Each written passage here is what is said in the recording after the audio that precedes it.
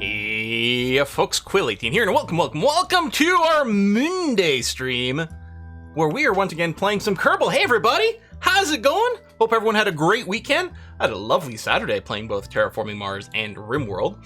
And last night I stayed up until 3 o'clock in the morning playing RimWorld on my own for fun. I know, what the hell is this? This last few weeks, I've been playing games for fun. I don't know what's going on. Clearly something bizarre is happening, but it's been really, really lovely. I played a bunch of Civ on my own, then I played a little Alpha Centauri on my own, so then I recorded Civ 4, so then I recorded Alpha Centauri, and yeah, I'm really enjoying this, just fiddling around with RimWorld over here. And yeah, how's Ava doing? She's doing, she says she's doing like, fairly okay, although she is once again not going to be streaming today. You know, just a little bit kind of rough and things, but you know, mostly okay. Yeah, for those of you who aren't here for the other stuff, Ava's got cancer, and she had surgery on Thursday to remove a bunch of tumors, so she's in recovery from that. Once she's done recovering from this, then it's going to be radiation and or chemo. So yeah, we're all you know, it's a little stressy over here. It's a little stressy. Yeah, you like my white shirt? I haven't worn this one in a while. Boom. If anyone does want to throw some support her way, there's the links to her tip page and Patreon, because she's not really going to be streaming as much for a little while. Although, her stream is still going to happen, apparently after this one. It's going to be Rhino taking over, and they're currently trying to vote to see what they're going to play. So anyway, we'll read some subs out, and then we're going to get started. Plan for today is, we've got a probe going to Duna. I would really like to process that. We've got an alarm set for about 300 days. What I was thinking is we'd send out a bunch of probes. We do some launches right now to Eve, Moho. We probably have the signal strength for Jewel as well. So, at the very least, we'll do Eve and Moho. I'll take a look at the wiki page and see if we currently, with our current antenna tech, have the range to hit Jewel. I suspect we do. So I figured we'd send those probes out, and then while they're on their way to their planets, we'll do some fast forwarding. For all I know, one of those is going to arrive before Duna, in which case we'll deal with that first, but we'll see. Something like that. Kivi, oh yeah, great, yes, the CCAN video. There's so many questions asking about the modding setup and stuff, especially with the fact that some of the mods I use technically aren't up to date for the latest version. Yeah, I thought, you know what, I should just make a video instead of answering these questions all the time. That made way more sense, so boom. All right. Furious George, thank you very much for the contribution to the jet fuel and freeze-dried snack fund. Hey Quill, long time since I've been able to watch stream. Any predictions for this weekend's F1 race? I'll be watching it this weekend with my 85-year-old grandmother in Thunder Bay, who's a massive Bottas fan. Hope it all is well with you and your family. Have you seen the new Bottas poster? I was really trying to see if I could order myself a copy. Mostly to give it to Ava, because it would be awesome.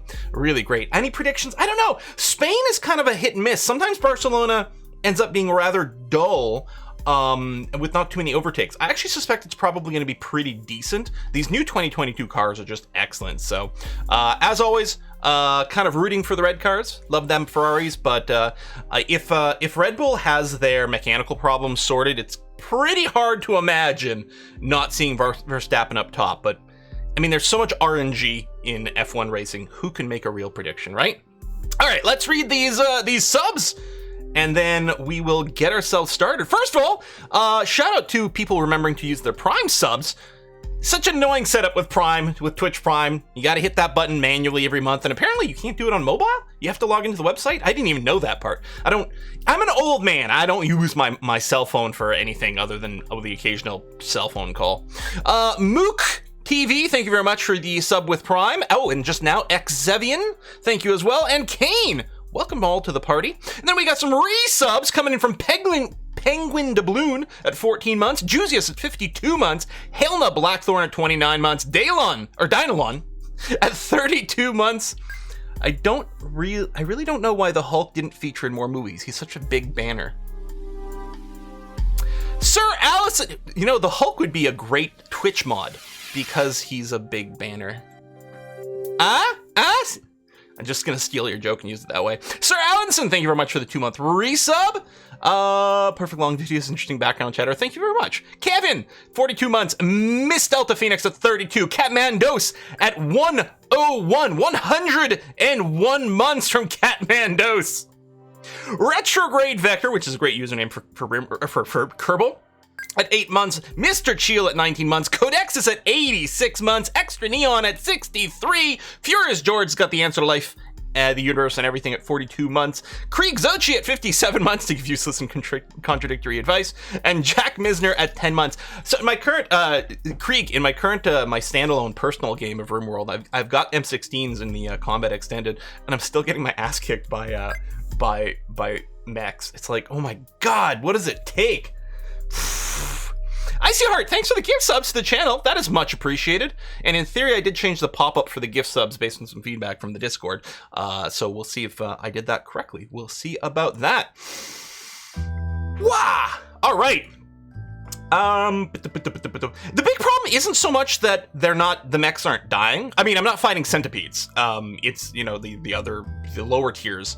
The problem is that my pawns in, like, armor vest, flak armor, simple helmet, and flak pants are still getting one-shot by turrets and stuff. That's the problem. It's like, the mechs will die, but all my pawns are dead first. God forbid they have a frickin' like incendiary launching turret that just explodes them instantly. Yeah, how about setting up multiple probes in one launch? I thought about that. We don't have like all the heavy lifter capacity over here. We could probably do something, but the thing is, this design's already done, so I was just thinking of reusing this one and doing some separate lunches over here. So let's go ahead and get this started. We did have 400 and something science points left over from last time. I spent 300 unlocking another electronics node, which should now include the MechJeb Ascent mode, which will make it easy for us to spam a few of these real quick. Now, I did want to check out, I got the comm page. So we are using the RA15 antenna, and I believe we have a level 3 tracking station.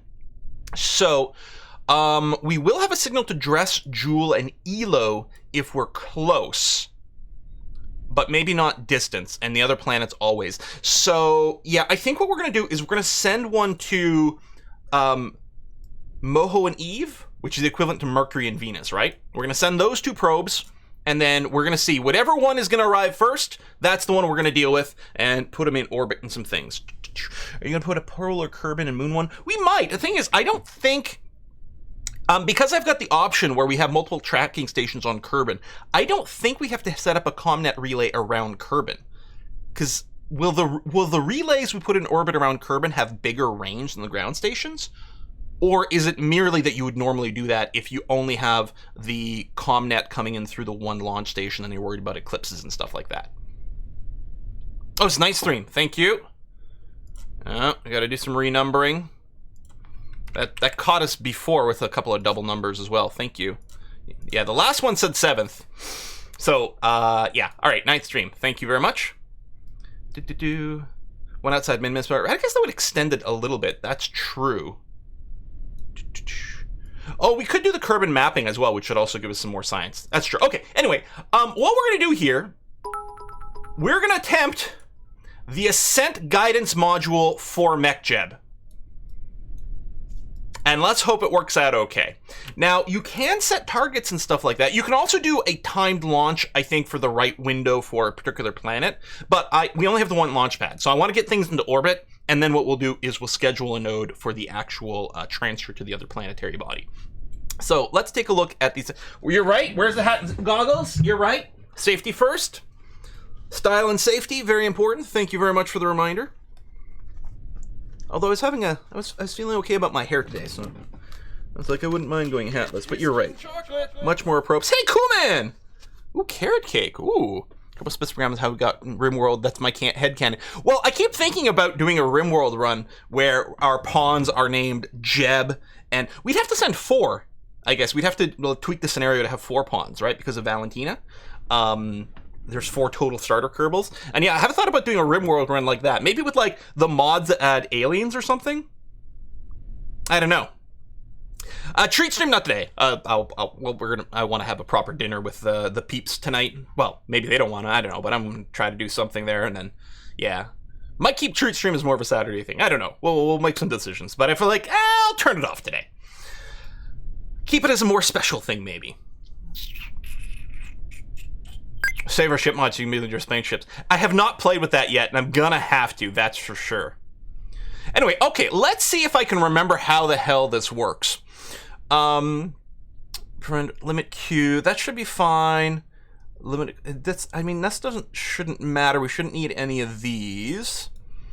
Limit angle of attack to 5 degrees. Sometimes this prevents you from having the ship turn too quick, and therefore aerodynamic forces causing a flip. Auto stage being on is probably fine.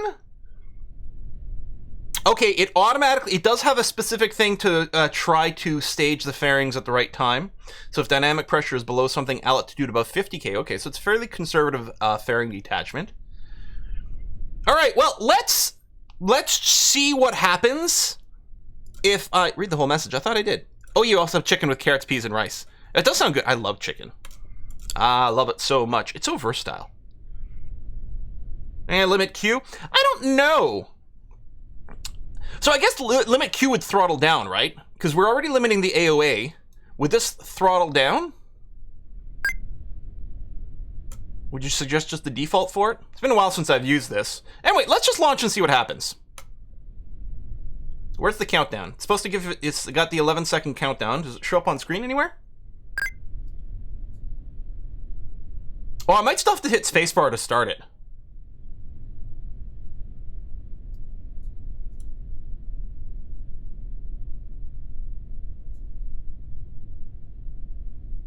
I do like the old profile, the way, yeah, the edit ascent path. This is quite handy as well. All right, let's hit spacebar.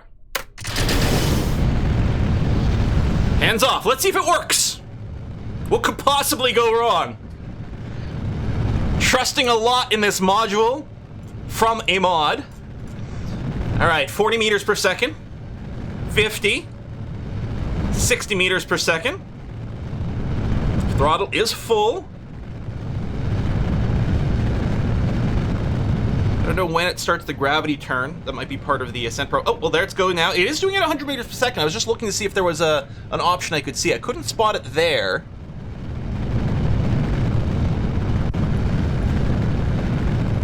All right, let's see here. We are currently hitting 10 degrees of roll, I suppose, what we're looking at here. 4K. We're halfway through first stage. Never trust a computer. Well, we can always go and take it manual again. Just hit disengage autopilot and then we've got it, but we're gonna keep going for now and see what happens. Actually, what I'm worried is we're gonna disengage autopilot and then SAS won't be on and the whole thing will flip out. Okay, approaching 45 degrees of tilt. It's almost time for the first stage, our triple booster stage, to detach. We're hitting 15K.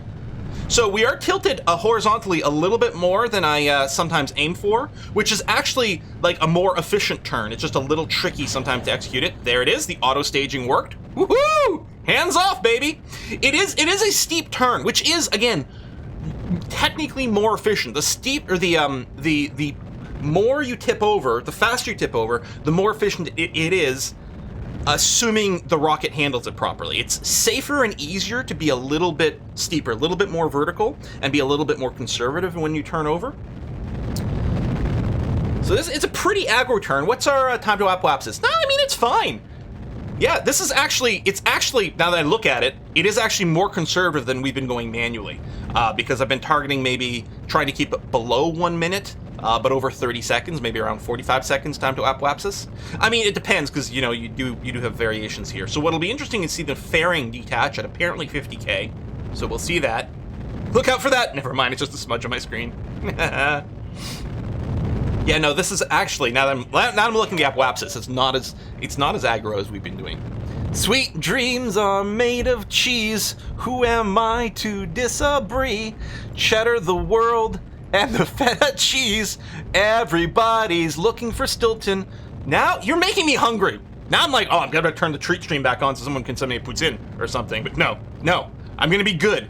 Actually had breakfast today. That's how hard I'm trying to avoid it.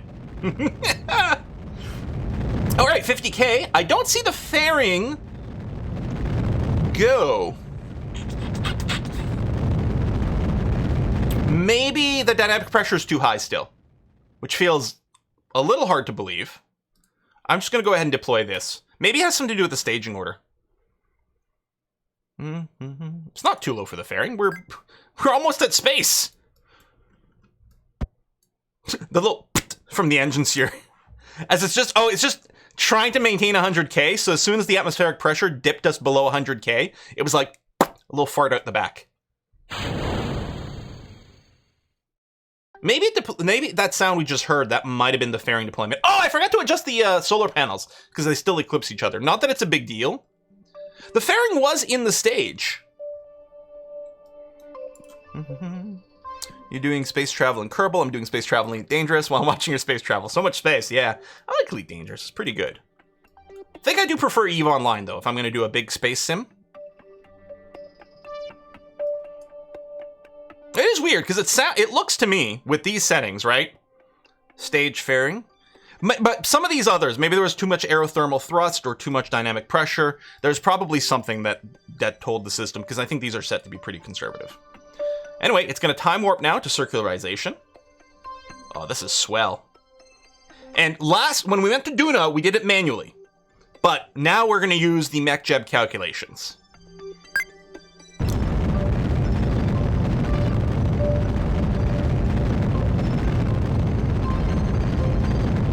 Yeah, this is our first auto ascent with MechJeb. Honestly, I think we do a slightly more fuel efficient ascent.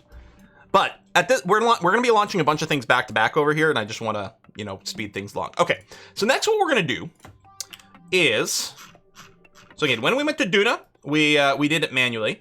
I'm going to set a target for Moho over here. Now, theoretically, I don't know what kind of angle we're looking at, but this looks kind of vaguely okay-ish, because Moho is on an inner orbit, so it's going faster than us, so we want it behind us, but I suspect it's much faster than us. It wouldn't surprise me if the correct angle for Moho was, like, actually back here, where it sort of looks like it's ahead of us, but it's just because it can catch up so much. I don't know. Anyway, we've set it as a target. Daximo, thank you! Hang on, it's refreshing over here. I wish I were smart enough to play this game. Every time I try, I get overwhelmed by trying to understand the mechanics. But at least watching you lets me play vicariously. Oh, Daximo. It is a game that you are leveling up your own personal knowledge every time you play. And it's an endeavor. Can you send a probe to the sun? Yeah, we could, yeah. Yeah, I have no idea how much DV we have or need. It might be completely off. Maybe all we'll end up doing is a flyby to Moho, but we'll see. Anyway, we are going to use that maneuver planner.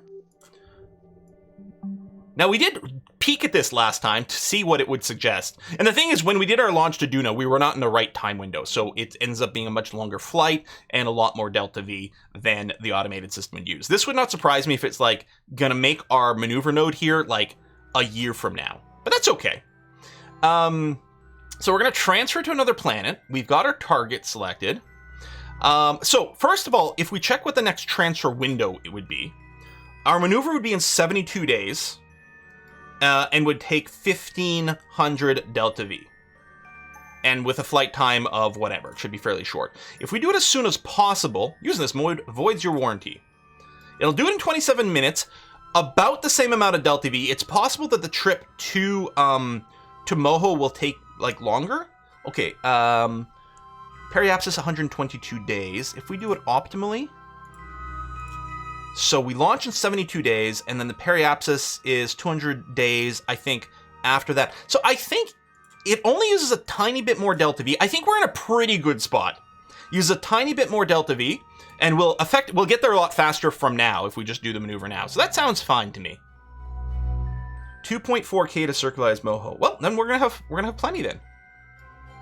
Because we have enough in this stage, well, almost enough in this stage, just to do the burn, to leave Kerbin orbit, break Kerbin sphere of influence, and enter the Moho sphere of influence, and then we're going to have lots of delta V to circularize after that. So I think we're going to be okay. The thing about Moho is the transfer windows are frequent, but the penalty for not following them is huge. Okay. Yeah, because it spins, it goes so fast, so I think there's a lot of windows. but because it's so fast relative to the speed we're going to be coming in, I think that's why the capture delta V to enter orbit is a little bit more expensive. I don't think from this maneuver planner we can ask for it to go polar. But we can very easily, once the thing is done, we can easily go and tweak a tiny bit. Like, at this distance and the amount of time it's going to take, spitting out the window is going to modify our orbit enough to be able to put us wherever we want. So I think that's going to be okay. Don't you need heat radiators for the inner orbits? Do you? I don't know. Do you? Uh-oh. Hold on. We're going to find out, you guys. Might get a little toasty in here.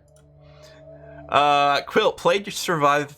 I played Surviving Mars a while ago, and your videos got me back into it. First game was going great until I got the wildfire infection. I like Surviving Mars. I really like it. I feel like the only content that dropped the ball for Surviving Mars was the Beyond and Below expansion, which is too bad because it's a cool concept. But Green Planet was excellent, and I really like the addition of the monorails, especially since on stream we discovered, you guys like pointed out that you can use that to connect a dome to a distant mine. I was using them to connect my domes together. I didn't realize the using it for a distant mine. That was really handy. If you transfer it, will you get an immediate intercept? I think so. What was it saying? Was it saying something like 76 days? No, 76 days to the next maneuver. I think this one's like maybe 100 days to the encounter. So we're actually going to get to Moho before we get to Duna. So I'm happy I'm sending it now.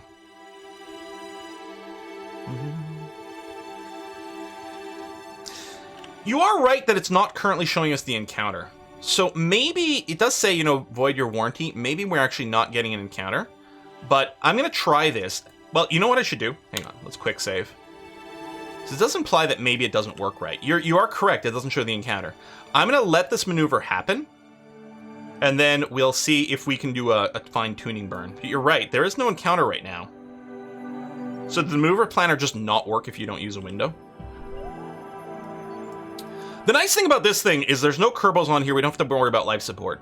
As long as some part of our orbit, well, I mean, as long as we're in orbit of Kerbal, the sun, rather than Kerbin, the Earth, we can plan another proper maneuver over here. But yeah, I'm sure we're gonna have to tweak the maneuver a tiny scooch. If nothing else, the maneuver execution is gonna be a little weird because it's gonna have to stage partway through as well, so that's not gonna help. We got more whiskey and chocolate. Hey, Icy Heart, thank you very much. I tried this game, but every time I went to space, I was either met with an icy grave on the planet of Mint or the polar ice caps. So my Kerbin ship started getting numerical names like Permanent Stasis Tomb 42. Damn! Woof.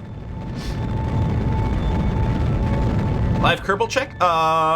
Yeah, we still have over 2 years of food, water, and oxygen on our ship that's in orbit around Minmus, and it is still processing science for us, which is really lovely.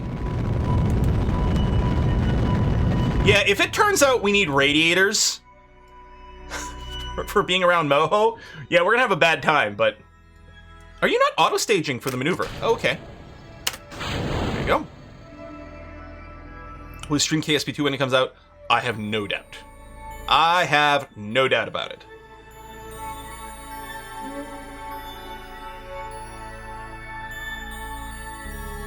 And... done. Okay, so... we don't even have closest approach indicator. Like, what the heck?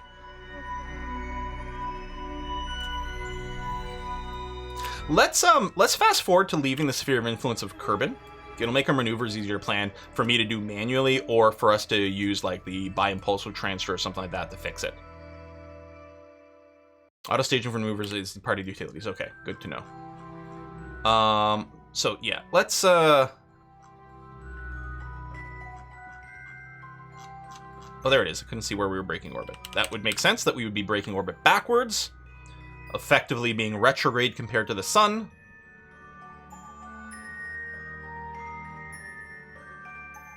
Do we need a an inclination change? Whoops. All right. There we go. So we are now in orbit around the sun, around Kerbal. So now it's going to be, first of all, probably really easy to do a manual one. Oh yeah, see, we're intersecting a little weird. Oh, there is an inclination change!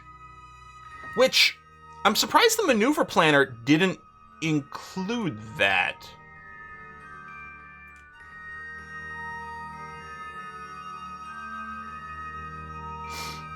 Huh.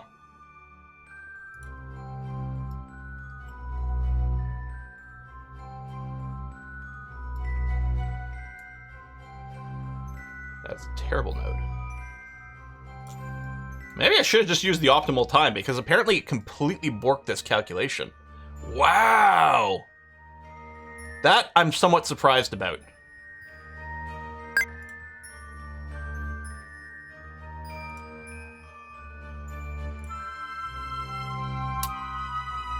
Okay, yeah, see, the fine-tuning one was also completely bonkers when we did the ship. I don't think you can fine-tune when you're far away, because it effectively just burns directly to the target. We noticed that last time when we were trying to use this, warning, orbit before course correction doesn't seem to approach target very closely. Planned course correction may be extreme. Recommend plotting approximate or intercept orbit and then plotting course. Yeah, but even with the other one, it did a really weird one. There's the advanced transfer to planet, which maybe we should use that first. I mean, it's too late now, because we're currently in orbit around the sun, so we do the bioimpulsive thing.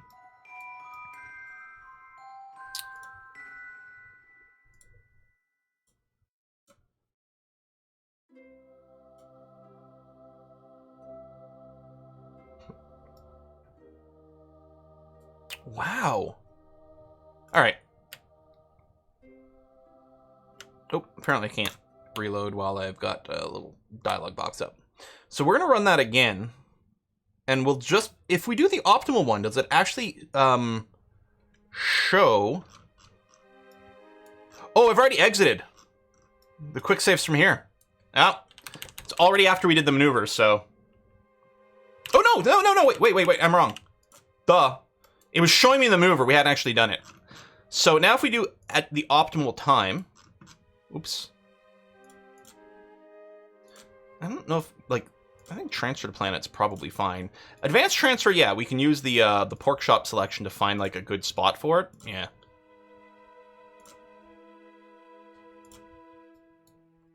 $1,500. See, this one here doesn't show an intercept either.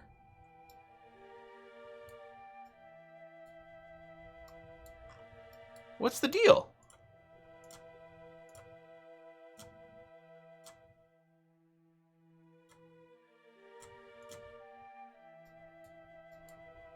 Yeah.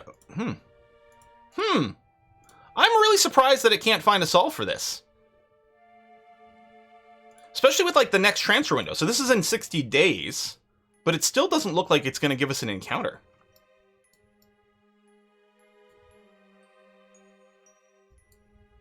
You know what I mean? But maybe we'll do this one, and then we'll do the inclination change. We can't match inclination first, because we're not... You'd match inclination... We match inclination when we're in orbit around the sun. I mean, theoretically, the launch out of here could be done with a slight angle, but I would have thought that that would be built into this, and I'm quite surprised that it's not, but it might not be possible. But yeah, you have to add an inclination change afterwards. I'm pretty sure. Oops, you idiot. Oh, no, that's fine. Yeah, execute next down, and we'll just fast forward to the time for it.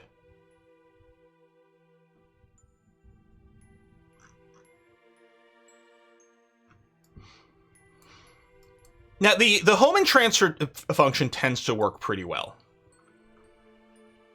Yeah, I guess we'll launch the next probe first while this is waiting. All right.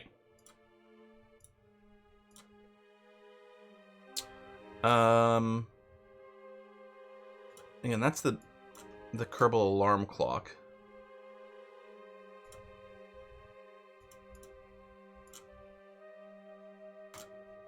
There we go. Oh, I should rename this vehicle here. Which I can do from the probe. Yes. Rename vessel. 04 Moho. Okay. And yeah, well, for the next one, which we'll send to Eve, we'll change the solar panels and add radiators. I didn't realize we need radiators getting close. I mean, it makes sense. Mostly I've used radiators for, do you need it for nuclear engines? Or do you need it for the mining drill and the converter? Or it's like the fusion engine. There's like a thingy. Anyway, there's something.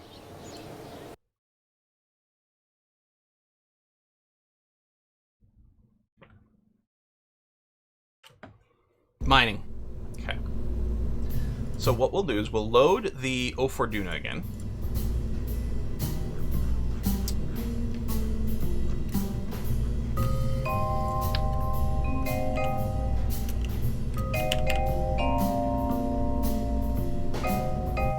Angle the solar panels over here. Hopefully it doesn't cause any issues with that.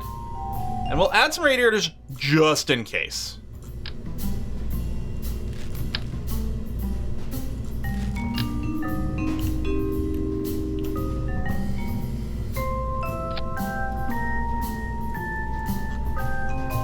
I don't have the really big solar yet, no. I have the retractable one, but not the big one. So, we'll still use this. Luckily, we're moving closer to the sun, so it should be more effective. And yeah, timing the launch right is also helpful, which we can do. Well, first of all, we could look at the launch times, like the launch window. I guess I could set an alarm for that. Yeah, don't need radiators? Okay.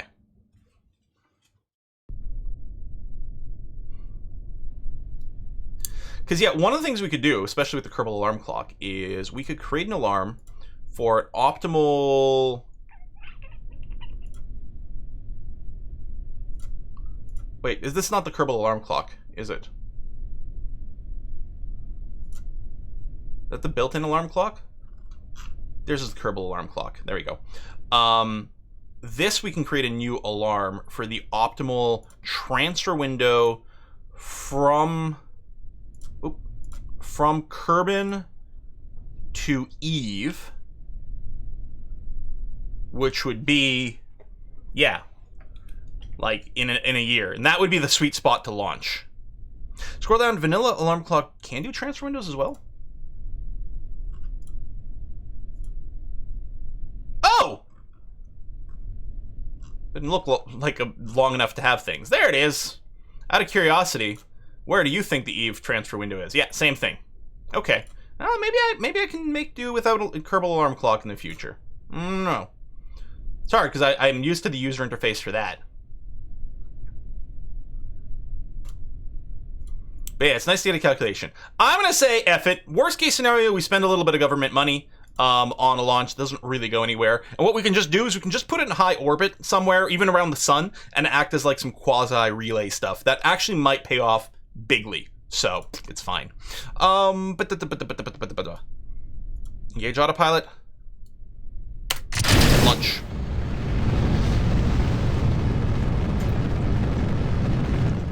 So yeah, the right window, first of all, because of the way things work, sometimes launching early doesn't actually get you there much faster, because the trip takes a lot longer, and it's sure as hell going to use a lot more fuel. Let's wait a year in real time.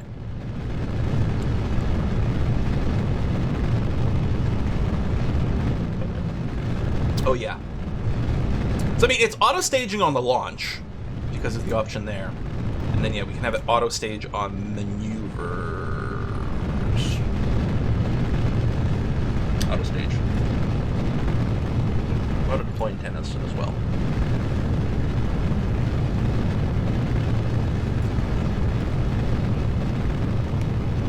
This is just a Coke Zero. Last few streams have been really good. Big glasses of water. But I forgot to get myself a glass, so...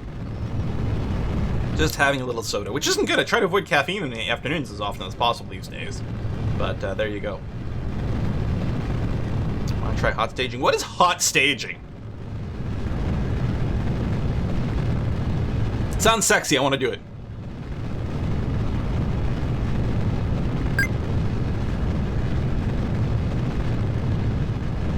And the thing is with the window, like to Eve here, right? The next one's so far away, it's possible we just missed the transfer window, which means we're still mostly in an okay spot.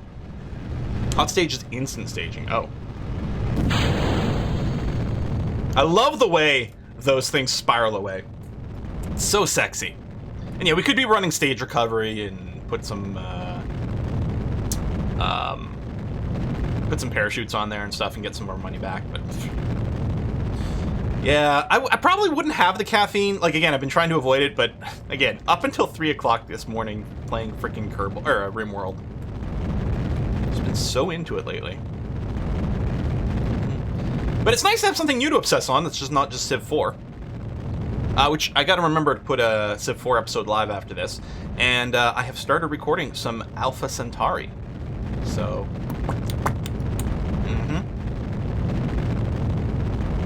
private RimWorld story so far. So it was sort of a testing bed. It was a game I started before this last weekend stream to practice with Combat Extended.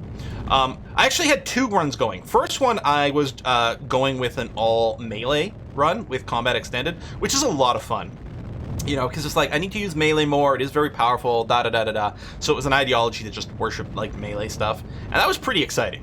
And then I was like, okay, let me start another one with just, like, a normal colony start.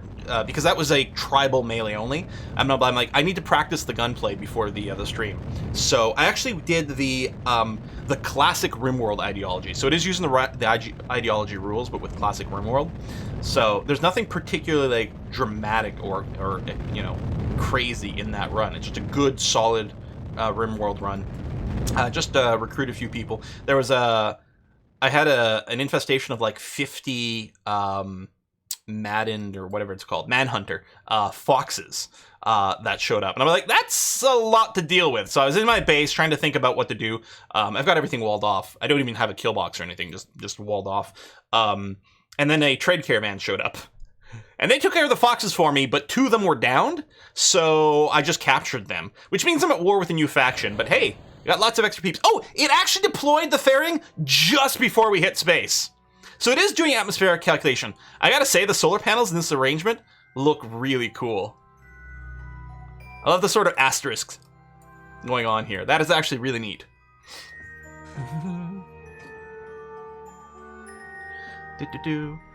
It's a full auto launch, which I'm using just because I was going to launch a couple back-to-back and I wanted to be able to chat. But yeah, that is really, really cool looking. And also, it was a proven design.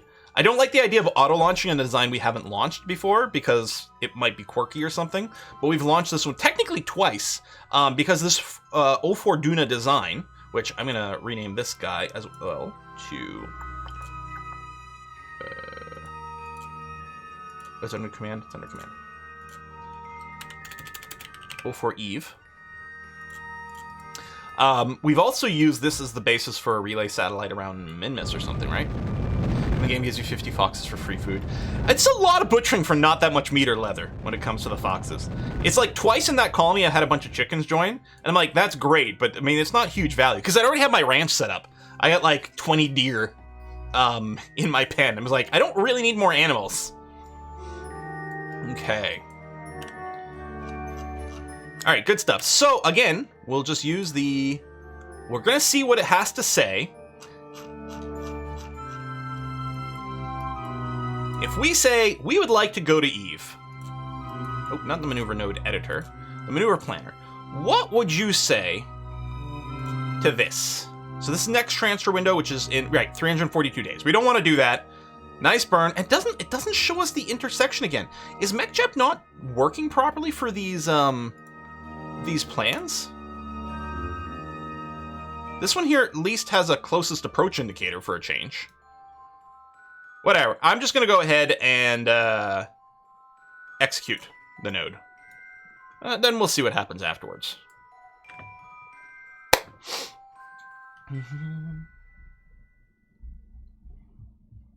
Factorio style conveyor belts in RimWorld? Oh, that is really cool.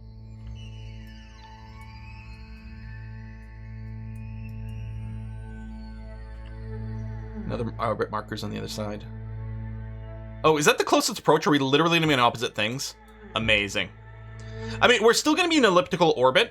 So what we'll just do is, like, figure out a rendezvous at some point in the future. Yeah, I don't think the MechJeb maneuver planner is doing a very good job here, but that's okay. The thing is, there's no time limit on these things. So if we have to wait a few orbits around the sun before we actually get our rendezvous, that's fine. Any plans for a second Civ 4 game? Yeah, it's already been done and recorded. I recorded a full Civ 4 Let's Play in a single day. And then finally I was like, okay, I think I can stop playing Civ 4 nonstop for a little bit. Let's load up Alpha Centauri. Yeah, I definitely I need to remember to make the next video live here for Rome, because yeah, one did go up yesterday. The addiction is real. Civ 4 apparently plays pretty quick. I think because you don't have to spend quite as much time moving the units around with the 1 unit per tile. Yeah, Caveman to Cosmos. A few people have brought it up again, and I would be curious to play it again. I really enjoyed that mod. It's really cool, and they actually made me a character in that game. I don't know if I'm still in there, but presumably I'm one of the generals that can come up. Early 2023 for KSP2. Cool, alright. Let's go, got that, and I'm just opening the, there you go, the YouTube videos and the other things, so I'm going to be ready to go. And yeah, I have to, someone remind me that not all the last 7 pillars are up on YouTube, and then we're also behind on the Kerbal. I got to get more of this stuff uploaded a little faster. Don't go, the Drans need you. They look up to you.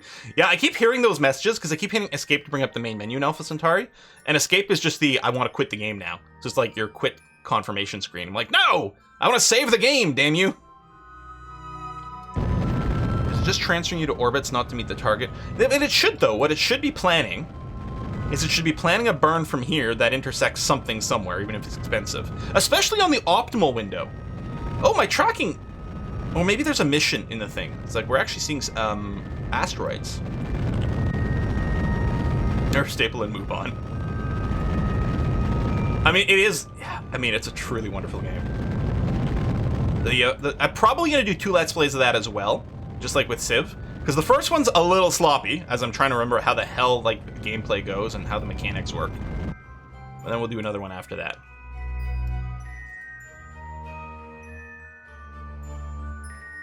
Alright, what I'm going to do here is I'm going to do a hard save just to, in case I muck something up. And then what I'm going to do is I'm going to go ahead and fast forward this probe to leaving the sphere of influence of Kerbin. Whee! And then yeah, we'll plan Inclination Mount. Do we need one for Eve?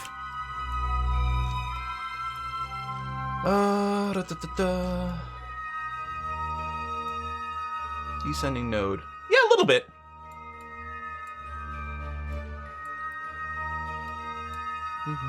Now, out of curiosity, what would the Homan transfer say for it?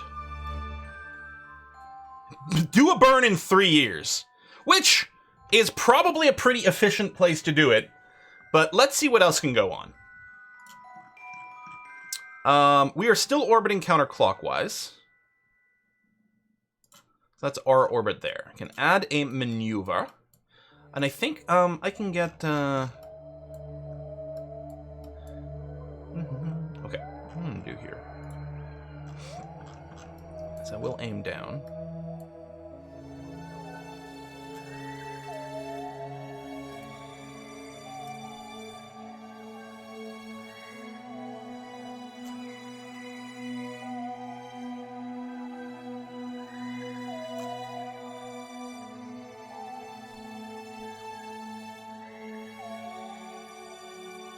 Yeah, we probably do have to wait a few orbits regardless. I mean, we might not have to wait as long as it's saying.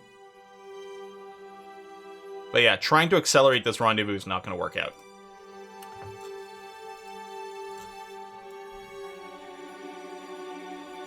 Oh! I thought I'd clicked on it accidentally and then I unchecked it afterwards. Should this be on? Impact flyby? I mean, it's looking exactly the same over here. So we can play now. The Homan transfer is including, I believe, an inclination change, but we can set a.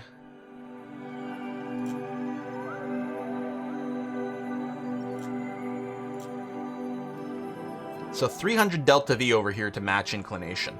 And you can see the Homan transfer in 3 years is 400 delta V total for the match, because it's sort of doing it at the same time.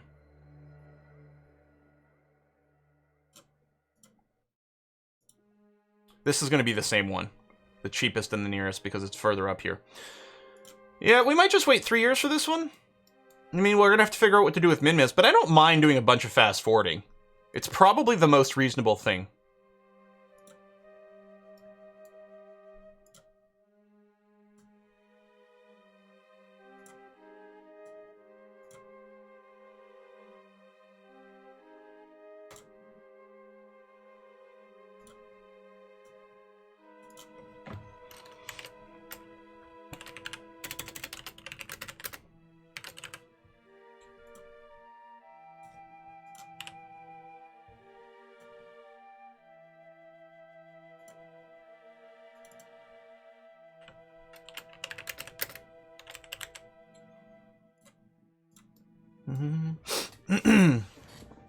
And otherwise, at this point, we'd actually probably get, you know what? This one here, maybe we just put it, well, right now it's acting as a relay satellite, so we don't have to worry about it. In 300 days, we could just launch another one of these to Eve, and it'll probably get there first. Yeah, I know it's only set 1 minute, but the thing is, and I think with the circularization here, I did change it to be, like, yeah, 5 days ahead of time to make sure it was all right. Can you change the defaults? The thing is, 1 minute's not the end of the world here, because there's actually a fairly wide window to making these maneuvers at this point. A few minutes either way is not going to kill it. But yeah, we'll put it a day ahead. It'll give me lots of time to respond. Okay, so the next thing we do is we're doing this burn to Moho. And then after that, we're doing our Duna circularization. And then after that, we could consider sending another rocket to Eve. Again, this one here, it's going to act as a relay for us. It's not the end of the world. Can I transfer to the ship from here? Oh, yeah, I can. Cool. Send mapping satellite to the moon. Maybe. Let's just focus on these. I'm going to switch back to the Moho one. Although, I guess that's true. We could do the mapping the moon and then convert that into a bunch of science for us.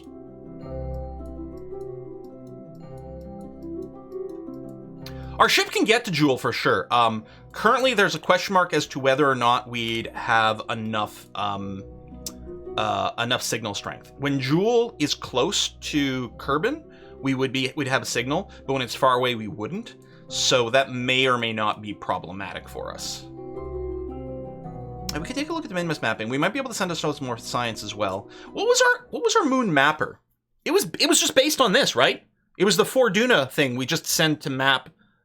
We modified it slightly to have a docking port, but it was the Fortuna model that's mapping Minmus. So if I just sent this to the moon, we get mapping data. I mean, it's ridiculously expensive overkill for the moon, but I think it's fine. What about Lathe? Lathe is like, is that like Pluto or is that Evo? Which one's Lathe? Could we get there?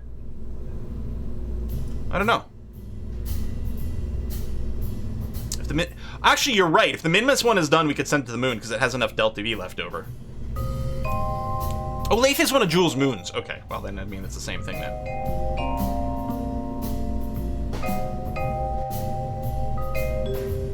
I think I'm just gonna send this one to the moon. It's another 60k of taxpayer money. Who cares? It's nothing. We're gonna just send this one to Minmus. Or to the moon. So we're just spamming out space. You duplicated the station? Maybe. This thing actually, theoretically, what we could do after scanning the moon, this is going to have a ridiculous amount of Delta V left over. We could then go and transfer from the moon to Minmus. It doesn't have the docking port. Did we save a copy of the one with the docking port? Because I think I'm correct. Hold on a sec. Whoa. Let me revert to the vehicle assembly.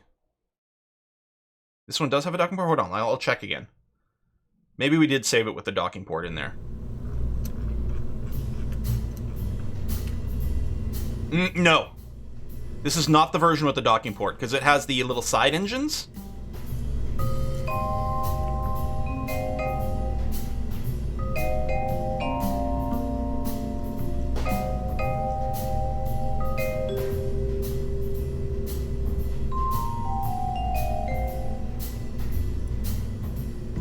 This is it. Oh, I think it is this. Yes, this is our modified Fortuna with the docking port. And fewer solar panels, which I might want to go and put back in. But yeah, this is exactly the same as our Fortuna, except it's got a docking port here and the side-mounted engines, so that we can dock with a station afterwards. And has RCS fuel, although, as we found out, this actually doesn't have a ton of it, but, you know, it'll have to do.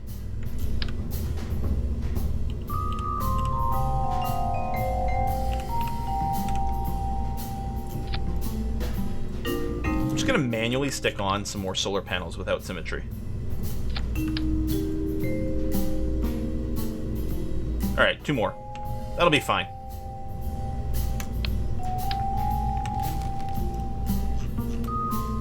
We can do an inline tank, but whatever, I'll leave it there. We don't need a lot of RCS. Okay. So we're gonna launch this one. And we're just gonna send it to the moon, which we'll easily be able to do before our next alarm clock. We could add more tanks for the RCS, but the thing is, there was lots of RCS. I thought there was a ludicrous amount, because those tanks look really big. So I was just being really derpy with the docking. Psh, psh, psh, psh, and I was shocked when we ran out. We just reverted, did the docking, and out of the 12 monopropellant, I think I used like 1.8 or something. Like, we have tons of monopropellant, just not infinite amounts like I thought we had. So, that's all. All right, let's do another lazy lunch over here, and go. So this one we're just sending to the moon, do some moon mapping. We haven't unlocked the MechJeb auto dock yet. That's the next level of science. And if it goes as badly as the planet transfer modes, I'm not going to be happy about that, but we'll find out. We'll find out. I kind of can't wait for the stream to be over so I can go back to playing RimWorld. Is it worth mapping Kerbin with this, then going to the moon?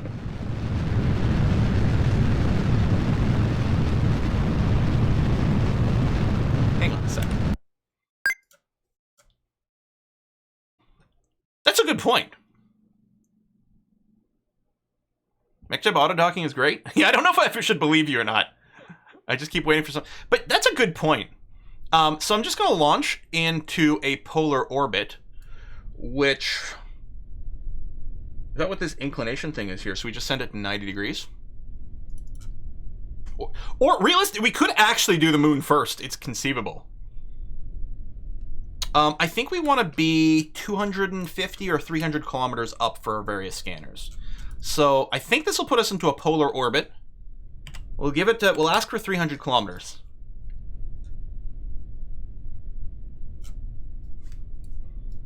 Let's find out if this works.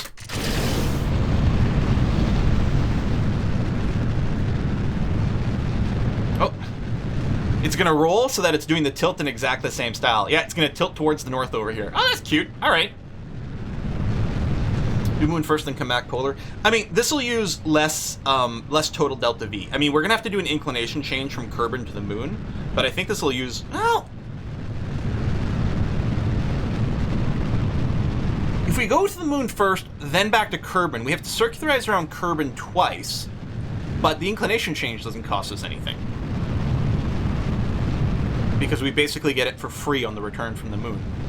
Yeah, I don't know. Shadow here, the way I'm standing. Maybe that's been there the whole time.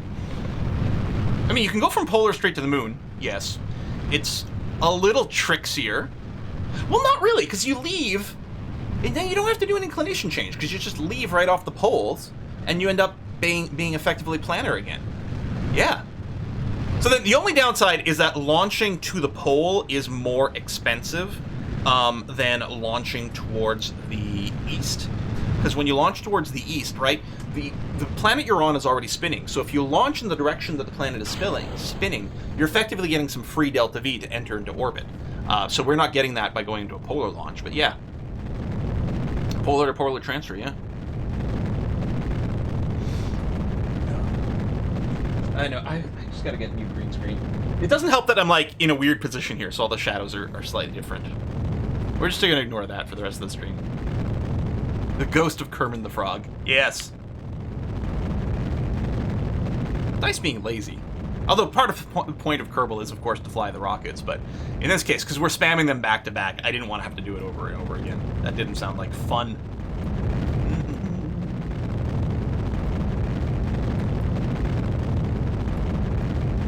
Look at the moon in the background. That's where we're going to go next. Good thing we have enough Delta V to get new next star something. Yeah, this launcher is wildly over-designed for most of the things we're using it for. If we were doing efficient transfers to Moho, this would also have ridiculous amounts of extra Delta V. The wonky transfer that we're doing might mean that Moho is not going to work out. We'll at least do a flyby and get a little bit of science. So the idea here is all these probes hopefully generate a bunch of science for us that we use to unlock a bunch of parts, and then we actually land someone on Duna, I would say. I think that would be our next target. We're doing this to try to accrue a bunch of science. And then we send someone to Duna. It's always possible that it's going to be a one-way trip. Hell, it may not even be all the way one way if we crash land partly. The life support's going to be a challenge. Maybe we'll have access to the deep freeze technology so we don't have to worry about the life support. I don't know. Mostly I think it's going to make me wish I'm not playing with life support. Planning a trip that long. Oof.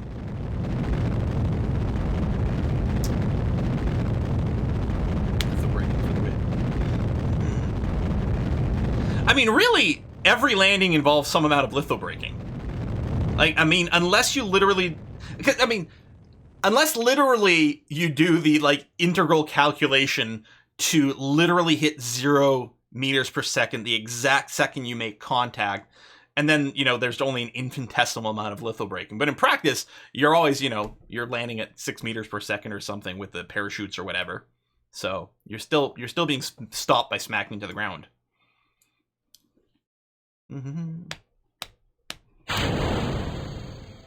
All right.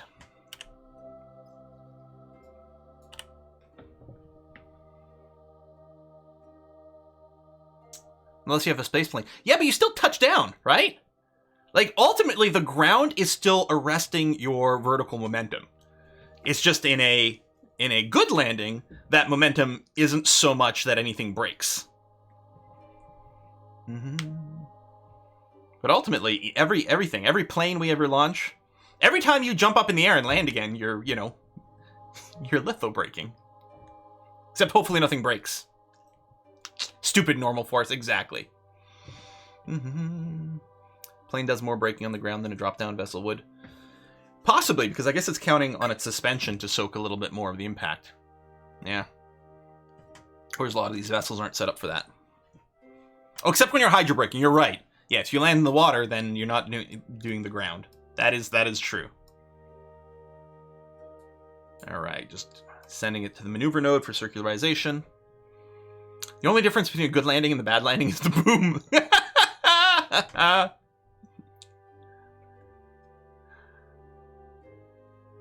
Where'd you find the hat? I have no idea. I don't remember. I feel like it's probably something I just randomly bought on eBay or something like that. I think it was like I was looking for a pilot's hat for like flight simulator things. I don't remember though. No, I have a blue hat for the piloting. I don't know. I don't remember. Bus might have actually survived it at hydrobrake. Yeah. I mean, we had like 5 parachutes on it. I thought it was going to be fine. I guess we only had... Okay, we had the 2 drogue chutes and then 4 regular chutes. We were originally going to have 5, and then engineering happened. So, with 5, we probably might have been okay. How many stream dedicated heads you had? I don't know. I mean, they're not really... They never really started that way. But then it kind of just worked. Okay. Orbit. Close this. Let me just check. Is there any actual science we can perform here? Not really anything that's worthwhile. But in theory, actually, I may as well do these and send them. I could keep them, but no. Yeah, it's like minuscule amount of science. But yeah, let's go ahead and transmit just microscopic amount, because we may as well. It might drain my power here, just realized. No, we're okay. The big thing, though,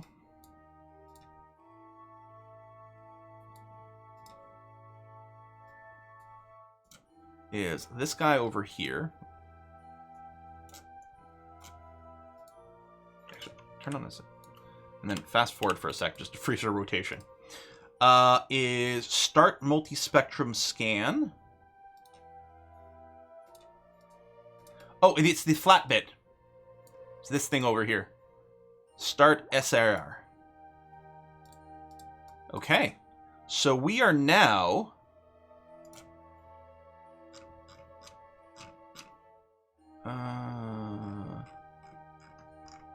What one is it?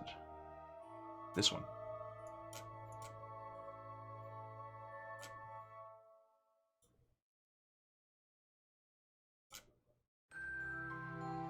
I mean, I guess we have a bunch of information from... Oh, sorry, this is at the Minmus. Oh, we can... That's right, we can check our Minmus mapping. It's coming along. We still gotta fill in the rest of these strips over here. But yeah, there you go. Minmus is starting to get filled in. We haven't done the moon at all yet, so it's just a big old blank. And now with Kerbin, we are now going to start mapping the surface of Kerbin with our devices. Synthetic aperture radar. Oh. So it's a sort of aperture science? Is that what you're saying? Is it successful? Over 300 is ideal, which we basically there, and then this one I think was over 250.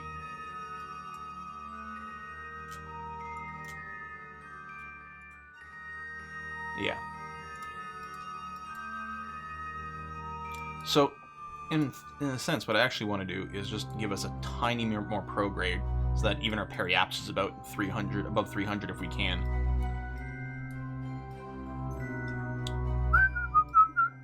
Actually, just replayed Portal the other day.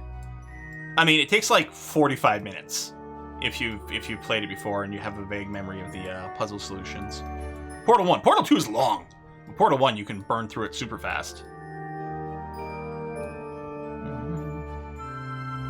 Sun was an option. I wonder what sort of ship could orbit at 300 kilometers. That would be interesting. I do remember sending a ship to the sun before, because with some of the mods that add extra types of fuel, there's something you can scoop from the sun if you're quite close to it. And yeah, you need so many radiators for that, it's ridiculous. 70-80 degree inclination scans the planet faster. And I think it depends also on the scanner and how wide of a swath of the surface it does. There you go. Both the AP and PE are above 300, so we'll never drop below the ideal amount. So we can just leave it here and forget about it. Forget about it. So I think the thing to do now is I'm going to quick save. We're going to switch to the Expert Moho ship, which is probably not going to work. But we'll see. Need less radiators at night? Yeah, when you visit the sun at night, you need fewer radiators? Yeah.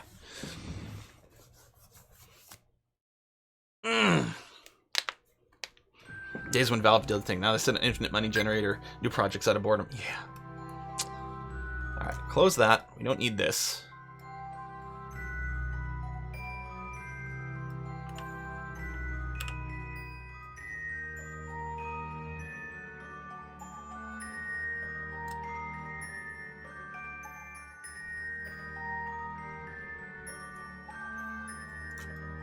Was this our ideal burn to Moho? Yeah, I guess so, right? At night it's called the moon? Oh, okay. Is that how the sun works? Cool. Checking the signs from the... I think it needs a little bit more time. I think we might visit it after this here.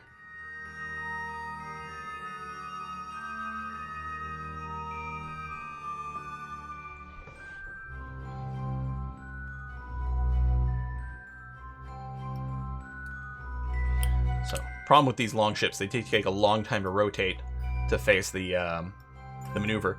Nice thing about this one, even though these solar panels sometimes shade each other, that we're going to be close enough to the sun that they're going to be super effective. Super effective.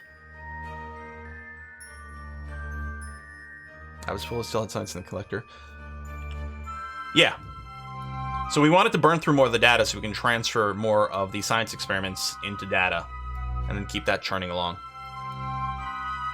Oh no, that's right. I forgot about the lunar eclipse last night. People were telling me about it on Saturday and everything. I just totally forgot. Oh, that's a shame.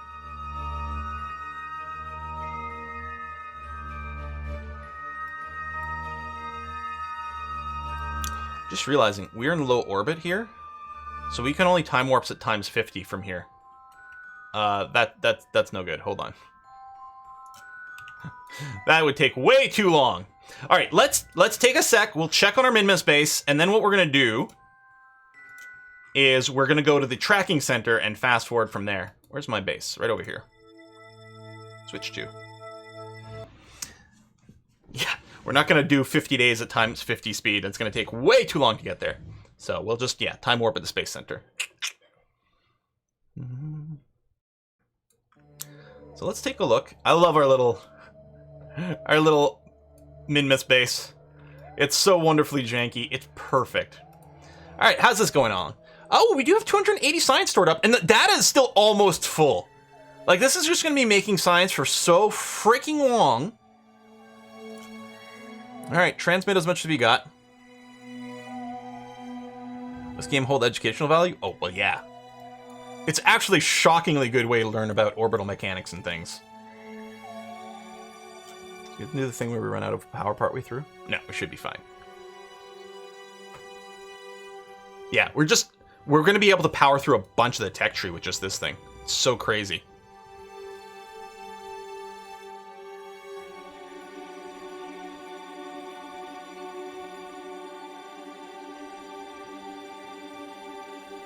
Yeah, this just acts as such a giant science multiplier. You do want some fairly skilled Kerbals in there. The skill of the Kerbal doesn't affect how much science you get from the data, but it does affect the rate at which the data gets turned into science. And like low-level Kerbals, like the unskilled or level 1, they do it really slowly. It's not worthwhile. You want at least level 2 and ideally level 3s in there. Or more is fine, but there you go. Science sent. And the rate at which it transfers is partially based on how much data is in there.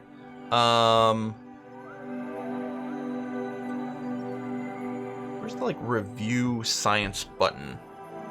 Oh, it might just still be in our collector can over here. No, 0 experiments.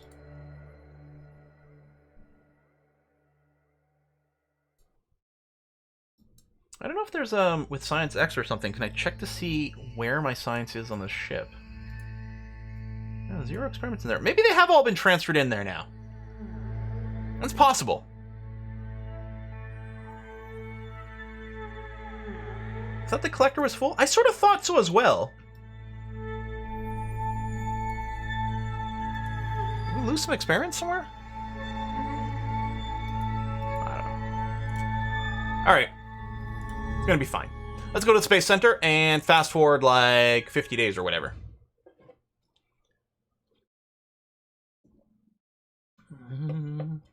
Might be in the command module. That might be true. Check the part menu. Is there a collector box in station 2? Maybe. Full waste problem? No. We do have this space station is mostly just operating on plain reserves and ejecting like excess CO2 and waste into space. It does have a couple little recycling modules on there as a test, but it was never going to be enough for things. So yeah, mostly those waste things are going to get full, and then we'll have to do a restocking, but that's okay. That's, again, by design. Okay, this is the built-in clock. Excellent. So I can warp to the next one. Let's do another save before I do that and screw up everything. Warp next. Vroom, vroom, vroom, vroom, vroom. It's a rave! Bought them trousers the other day. They had a problem with static, so I returned them. They gave me a new one free of charge. Boo! Boo, map staring. Boo! Terrible! All right.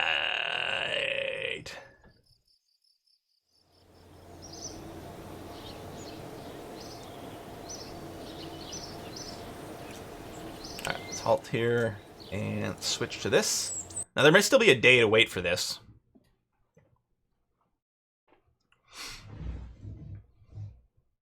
"50 days later, due to starvation, Kerbal civilization reached for cannibalism. Last live Kerbal reported live, day 51.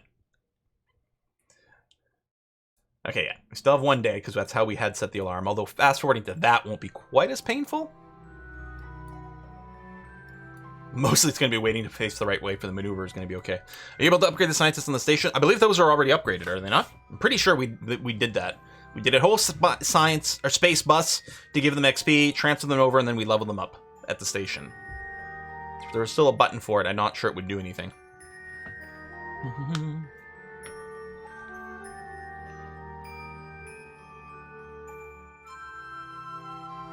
Still only 2, 1 is 3. The other one might not have enough XP. I don't know. Well, I'll check it after.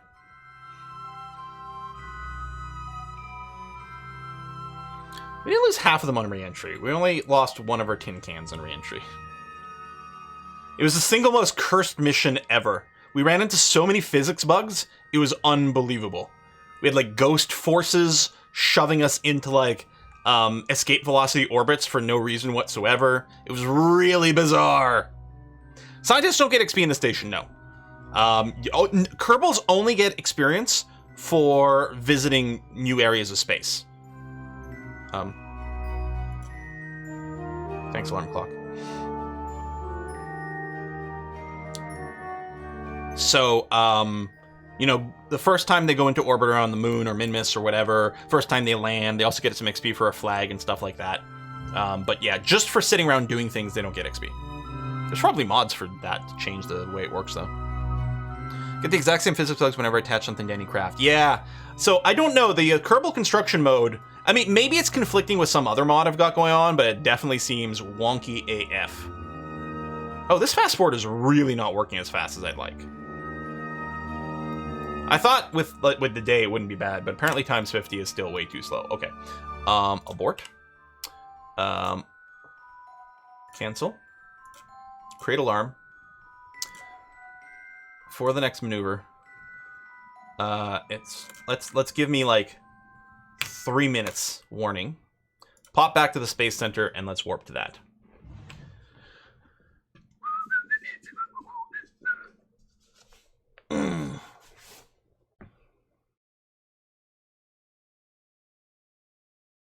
Yeah, missions that go wrong are the interesting ones, exactly.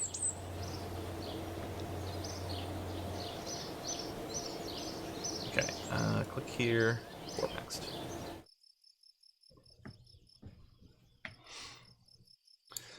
Yeah, I don't know. It might be a mod. It might be because we had clip parts. It was certainly going into the vanilla construction mode that triggered the bug. But, you know, what ultimately is truly to blame, I don't know.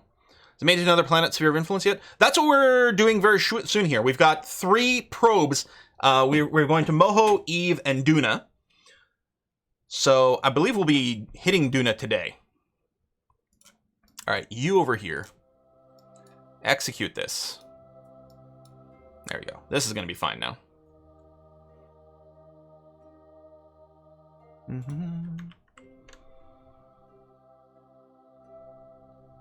Oh, you can warp from the map view and tracking station at full speed without the sun flashing on and off. Oh, okay. I'll try to remember that.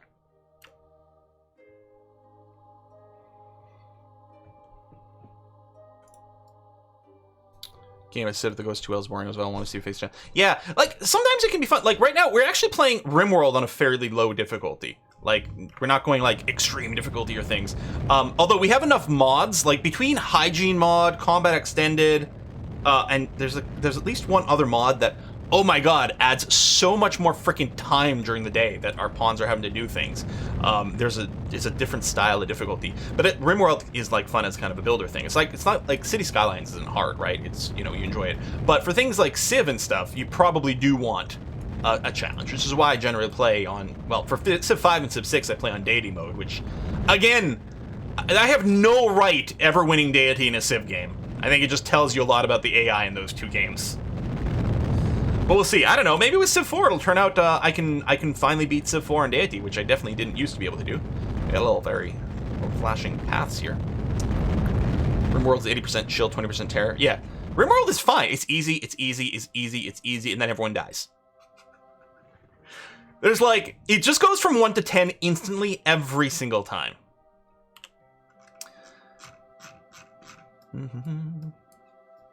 So, and then, yeah, what we're gonna do is, when's our next Yeah, okay. We're going to let this exit the sphere of influence. And then we'll have to just plan some long-term maneuver here to complete the Hohmann transfer or some damn thing. 61 days. Oh, that's not bad. 61 days, 266 meter per second burn. And it does... Well, the closest approach ain't that close.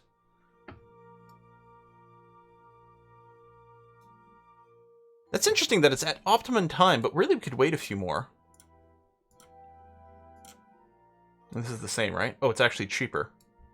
Yeah, so this is not... We definitely want to wait a few orbits. Well, that's the approach after encounter. Oh, you're right. There's my encounter. Never mind. So no, this is actually working great. So we're going to set a new alarm for this. Delete this alarm. Create a new alarm for the next maneuver. Yeah, 5 minutes ahead of time. That's okay. And that is the next thing... Wait. Sorry, that's in 5 minutes. Create an alarm. Next maneuver. With, give me a 5 minute lead in, please. In 50 days. So that'll be the next thing for us to do. I can't remember. There's no... Is there a vehicle list in here? That I can quickly switch to a vehicle without just finding it on the map?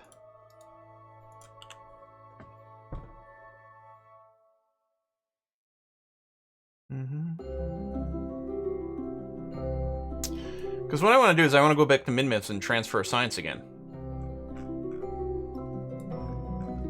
Because we've let some time go by, but I guess we'll wait in 50 days and we'll just do it then. All right. Quick save before time warp. Too many things can go really weird.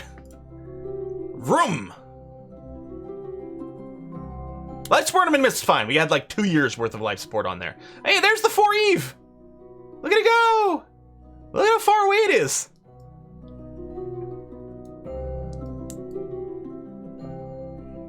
We'll check on the scanning jobs too, see what their kind of percentage we're looking at.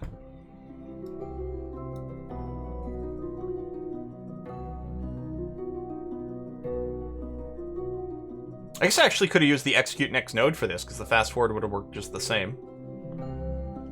Boom. Delete and close. There you go. Execute the node.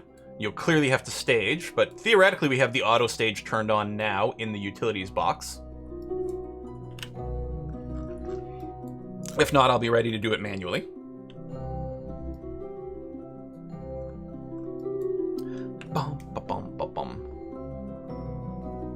Again, we did our first transfer to Duna and everything like that manually to show that we can. Admittedly, Duna's a lot freaking easier to get to than freaking Moho. Then a slingshot maneuver in Kerbal, is it hard? No, you can absolutely do it. Some of the physics are a little tiny bit different, just because of they don't do true like n-body like gravitational fields and things like that with the sphere of influence. But yeah, no, it definitely does work. You can do slingshots and like sort of reverse slingshots, like slow yourself down. And it 100% works. It's hard to plan, it's hard to plan using the moon to do a slingshot, because it can be tricky for it to do it intentionally, although you can find it. But every now and again, you just accidentally find it, and you're like, oh, hold on, this is going to be great.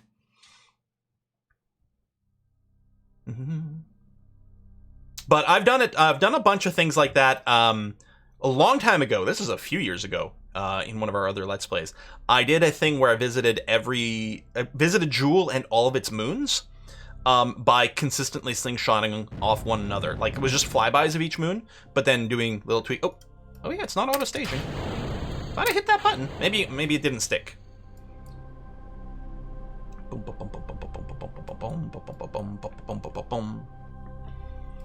Yeah, for these later missions, where the challenge is really purely in the engineering, and not the flying, and you've done the flying a bunch, starting to use MechJeb for some of the automation feels good. It's a different kind of game. Like, you know, I've compared it to like the flight simulator stuff, right? Where when you're flying in you're around your little Cessna, it's about manually flying and, you know, doing things. And then when you're going up to like the 747s, it's about using the flight computers and figuring out how to use those. Okay, so hang on. This is, which one is this? This is one going to Duna, right? No, this is one going to Moho. And we do have, yeah, we do have an encounter coming up. Moho encounter in 87 days. Is there an alarm for that? No. What I could do is I could plan a maneuver. I could put in a timer. I could plan a maneuver. And actually, we will want to maybe take a quick look-see. At Moho. Oh, sphere of influence change alarm. Oh, there it is. Yep, thank you. That'll work. But before we do that, we want to take a look at Moho and see what our path is going to be right now. Right now, we would smack into the planet.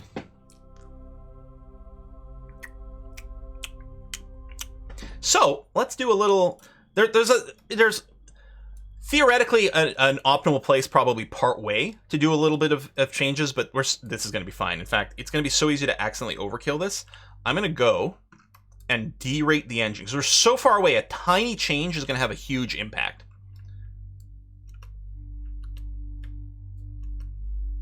I probably could have gone the other way, actually.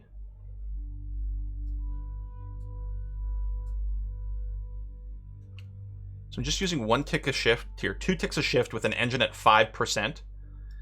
Just to nudge things.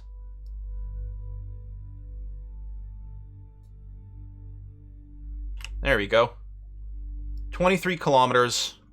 Oh, Moho doesn't have an atmosphere, right? It's just even Duna and Kerbin have atmospheres, right? And I guess a Joule. Moho does. 23 kilometers should be fine? Okay, good. I'm like, all of a sudden I had like a moment of, oh, wait a minute. Am I accidentally going to aero brake? Oh, and Lathe, because you can fly on Lathe, but not Moho. Okay, so a lot of them do have atmospheres, but not Moho. So this should be groovy. And yes, sphere of influence change alarm. With, I don't know, give us like a day. Because we'll be able to do super fast forwards at that point anyway. Boom. Oh, I should retitle this, actually. Moho. Blam. That is still the next thing that's going to happen. Huh. All right, but let's take a minute. And... Laggy, laggy, lag. Okay. And that's the moon. I mean, I can check one around the base, but let me go to Minmus first. Find the Wybella. And switch to this. I haven't seen modded KSP before. Are your mods for more stuff or things, or did they change the physics? I don't think I've got anything that changes the physics. I'm not using FAR or anything like that. Mostly it's for more extra stuff. So a few quality of life things, but mostly it's about more extra stuff. And you can get the mod list from the Whatgame command. So, okay, dude.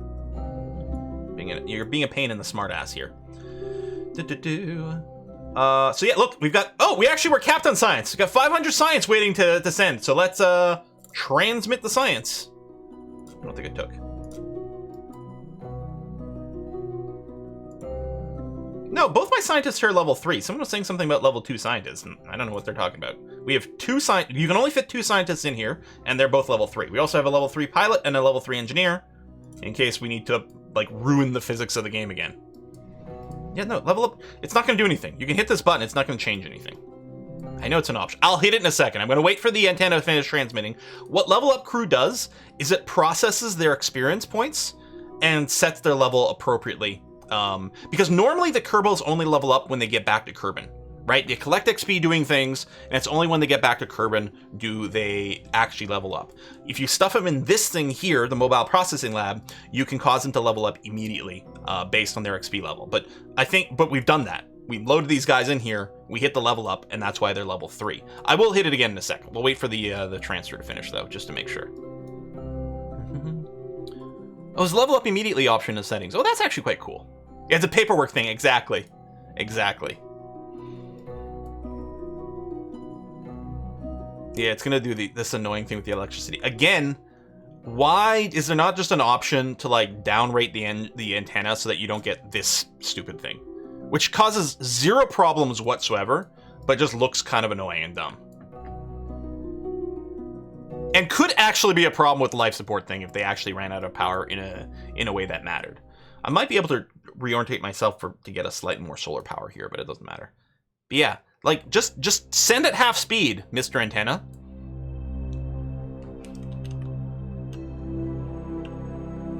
There we go. Just time warp because it stops being annoying. I don't know. I want to slow down an antenna button. Send the packets half as fast. I got time warp. It's okay. All right. So another 500 science waiting for us back at home. Command module. Yeah, we would see there'd be a review science button if there was experiments available here. And if there were experiments sitting around, the experiment return unit should be able to hit like collect all. And actually, the science module, I believe, also has a collect all normally. We must have used up all our science experiments over here. Now, we are doing some spectral analysis. So we can take this science and then load it into the science module over here. This is be 235 data, which is actually more than we can stuff into this. We only got room for 150 and change. What about the other side? This one here. No, it's even more. So we'll just you just hit reset to like close this window, right? Still there? Yeah, okay. Yeah, so at some point when the data gets processed more and we've got more space, we'll transfer the orbital scan data to that. And the thing is, this entire thing, I might be able to move this entire thing to the moon. Oh, the 235 is science, not data. You're right, hold on.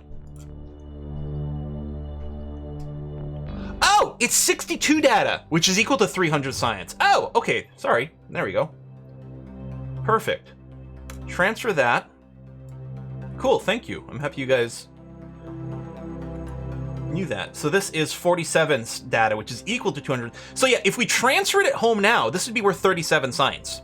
If we process it in lab, it's worth 235 science. Like, holy cow. So much value.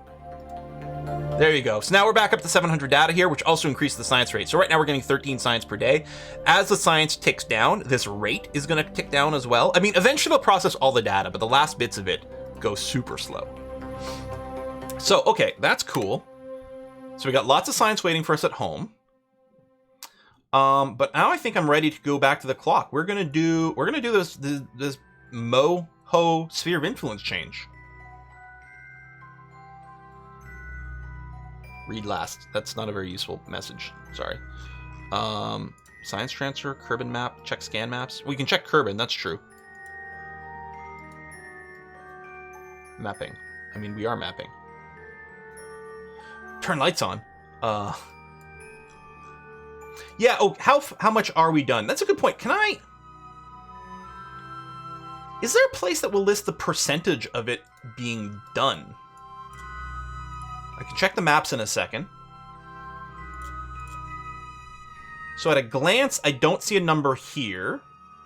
If I do open the scan sat over here, I mean, we will notice that it's mostly...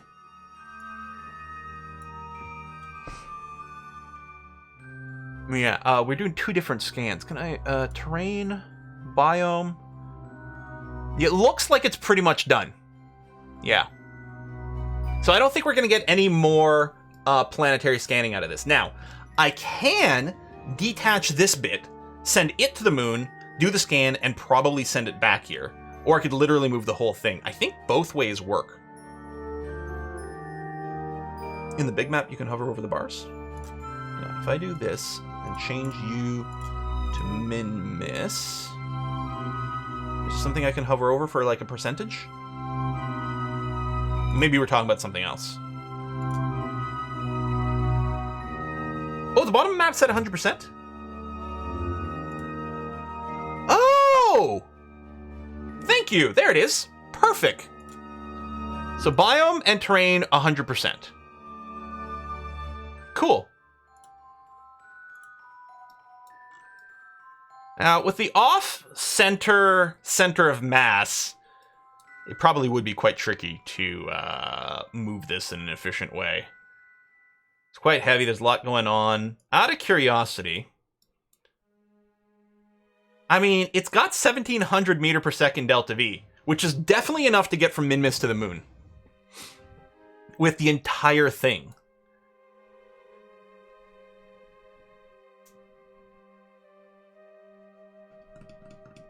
Everyone's just move it all. Send the battery pack to balance it out. Hover over the progress bar in the main window and you get percentage. Which main window, though? Like, this is what I would think is the main window. You gotta be a little more precise, sorry. Minmus is cursed, best to get as far away as possible. Okay. I kind of want to try it. We can deliver more fuel here, too. Yeah, it's not a problem. But yeah, why keep a station in orbit around Minmus at this point? Let's just move it to the moon, and then it'll save us some more trips. It's so stupid! But I think I agree with everyone in chat that this would be incredibly entertaining. It's so stupid, but hilarious. All right. I think I want the off-center mass closer to our thrust point. So I'm going to activate this engine, which I think is the only one that's on right now. There's not a really easy way to tell. Okay, these are off. That's off. This one's on. Yeah, I don't know if there's another easy way to tell, but I think this is the only engine that's on. I will go and say that I want to control from here.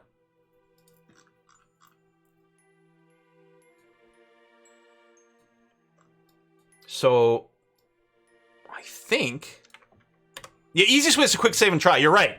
You quick save, go to full throttle, see what engines are burning. I think we're set up that we're just coming out of here.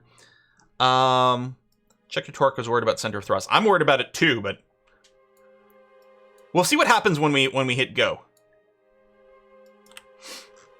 So, we're in a polar orbit right now, which we have to break. Really, I mean, we'd ideally like to break in that direction, which would effectively be the same thing as a retrograde burn relative to Kerbin. That's not with the not the inclination in this case, but with this sort of rotation here, getting an actual retrograde burn is going to be very easy. The thing is, with Minmus, I don't think it's a big deal. We don't need a lot of thrust to break orbit, and ultimately it's not going to represent a big slingshot in any way whatsoever. So I'm just going to go for a blind prograde burn. Because, you know, what could possibly go wrong? You don't think the science lab can process data outside of Minmus' sphere of influence? What?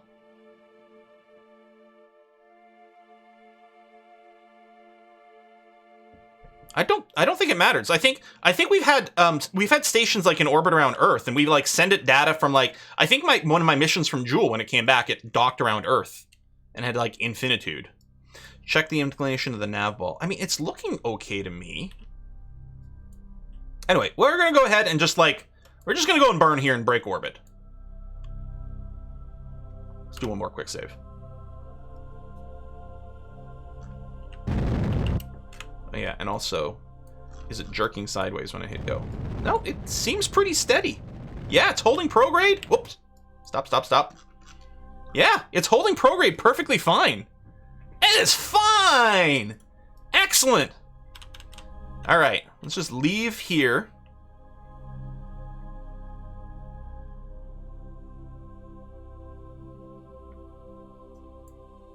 So time warp a little more. Thump. How are you running out of electricity? How? I think we're still getting the bug. Look, I mean, I realized I had this on, but if you look at power, we're generating huge amounts of charge. It's the 10 times warp acceleration bug is still there. Or sorry, not 10 times, 10,000 times. If I'm time warping at 1,000, our power's good. If I time warp at 10,000, our power just goes away for some reason. 1,000, fine. 10,000, horribly glitched. Cause sure, why not? Oi. Oi. Makes no sense. Yeah, this Minmus is just cursed. Let's never go back to Minmus ever again.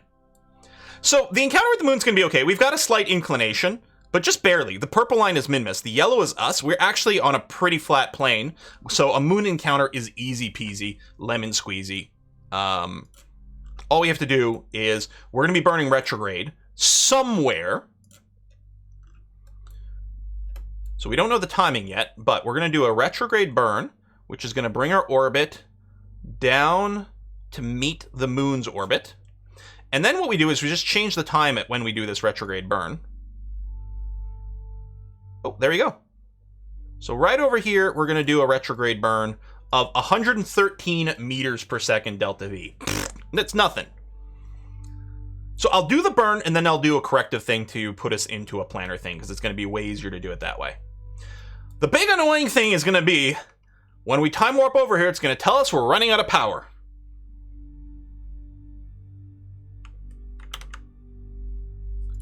Even though, because if we time warp at 1,000, we're fine. But it's far enough away, we're going to want to time warp at 10,000, which means it's going to tell us we're running out of power, even though we're clearly not. Grr. Warp to here.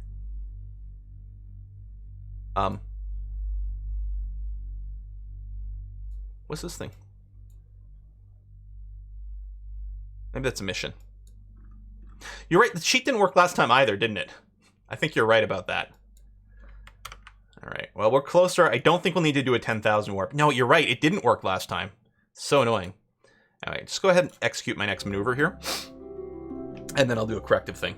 Yeah, suddenly a wild contract appears. Yeah, that must be it, right? It's a satellite contract? Yeah, OMB demolitions. But I thought it was me. Like, am I doing some sort of weird encounter that's like slingshotting me out into a weird place? I love how well this ship is working. It feels like it shouldn't. That terrified me. Whiskey and chocolate from Plain Coast Hills, thank you! Why is it called a spaceship and not a boat? Because if it was a boat, you wouldn't rock it! Bonus, what does a solid rocket booster have in common with a kleptomaniac? Poor impulse control! Wow. Wow. That's good, I like that. Alright, maneuver node matched. Time warp 2 maneuver. Oh no, it's gonna go to 10,000! Okay, only for a sec. Good. So we don't run out of... I don't know why! If the power is glitching when we go to 10,000 time warp. I think it's due to one of the power mods we've got. Like, we did have the amp hour mod in the game when we launched this ship, so that might have been it. We also have Megajoule, which is what, from near future tech or something like that? And maybe there's something weird going on there? I don't know. Alright, so we're gonna do this, and then we're gonna do a little fine tune to put ourselves in a polar orbit around the moon. The moon. Ooh, all the way from South Africa. Wow, hey! Power drain scales with the time warp gain, doesn't it in the base game? Well, I mean, the power drain should scale with a time warp, except it's clearly not scaling properly. Or like, the solar panels just stop working at 10,000. So all we get is the drain and no power. Like, something's not scaling properly. Something's not being multiplied by 10,000. Either the power drain is being multiplied by an incorrectly large number, or the power generation is being multiplied by an incorrectly small number when we go to 10,000, and only 10,000. I'm just gonna not try to understand anymore. No, I don't, I wanna... Let me poke the moon! I wanna poke the moon. Oh, is that, no, hold on, that's the... Oh, that's kind of annoying. Where the moon will be and where the moon is very close to one another, which is making it impossible for me to click, there we go, on the moon to focus my view on it. Thank you, that's what I want. Actually, this yellow path, this view is starting to get real complicated. This yellow path here, this is where we're going. Yeah, we're basically coming into more or less a polar orbit right away.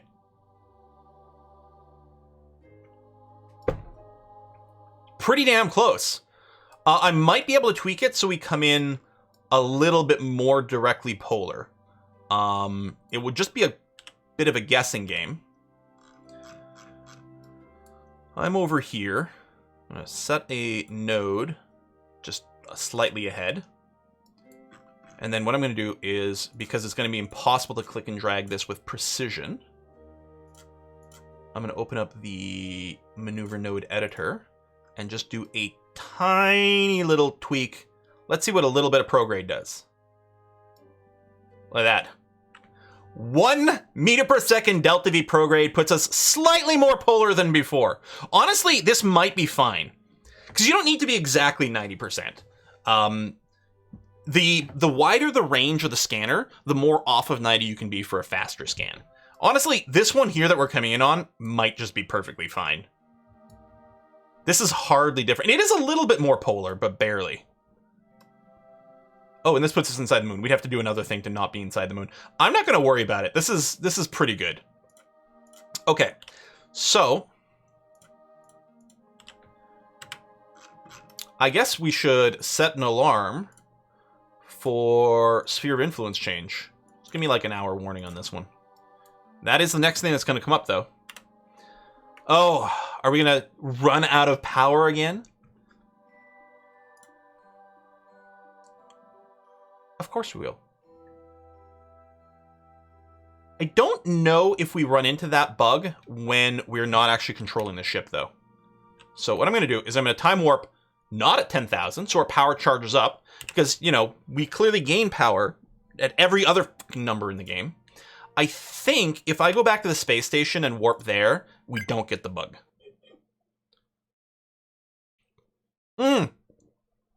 Yeah, I'm just going to go ahead with the very low periapsis here. It'll make the creating an orbit fairly cheap, and then we'll just raise the periapsis afterwards. It'll cost us a tiny bit more delta V, but nah. We have some science to spend, that is true. I'll just wait. Yeah, we got 1,000 science here. Okay. So if I do it here, warp next, notice we don't get any error. It's only if we're actually piloting the ship, and only if we warp at 10,000 or more do we run into that power shortage. Makes no sense to me. It was happening even when the mod was still installed. I uninstalled the mod hoping it would fix it, and nothing changed. But it might be because the ship was made when I had the Ampere mod. Or it might be something completely different. Who knows these things?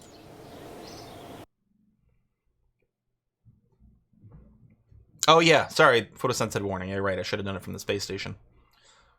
Derp, derp, derp, derp, derp. Research and bugs seems to be a vanilla KSP feature that manifests because mods have components with passive drain. One person who seemed to know the bug. Oh, that might be it. Yeah. So one of the mods might not be calculating the time warp correctly. Yeah, that makes some sense. Look at this path. Look how glorious this little corkscrew is. Because that's the actual path we're going to take through space. From our perspective, it's just going to look like we're going to do a flyby on the moon and then fly off. But yeah, we're going to do this woo kind of thing. Gravity, man. It's crazy.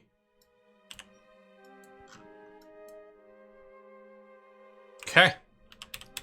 So we'll just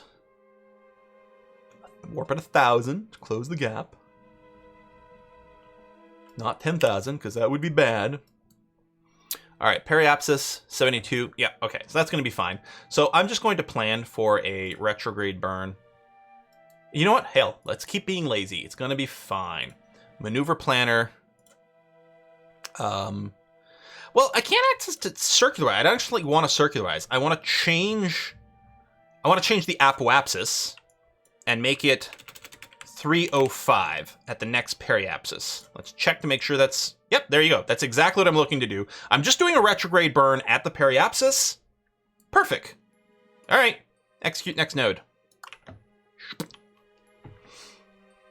And then what we'll do is then when we get... Well, hold on a sec. Hang on. Whoa, whoa, whoa, whoa, whoa. Change of plans. Change of plans. to save a little bit of fuel,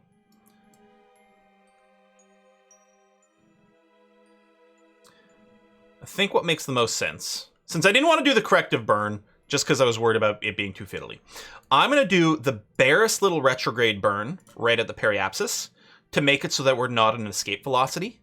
And then when we get back to the apoapsis, I'll raise the periapsis for super cheap there. Well, but then lowering the apoapsis becomes more expensive. But not by much. I don't know what's the actual delta V savingest thing we can do. I just realized this engine's still super derated, isn't it? Oh no, that was the other thing. I know we have tons of delta V, but you know, maybe we don't want to do other dumbass things with it.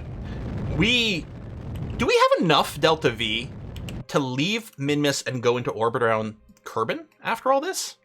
I don't know. But I guess if I use the change both, I wonder if it's smart enough to figure out the sweetest spot. I'm not sure that it really does. New periapsis cannot be higher than the altitude of the burn. Okay. Yeah, I don't know what's cheapest.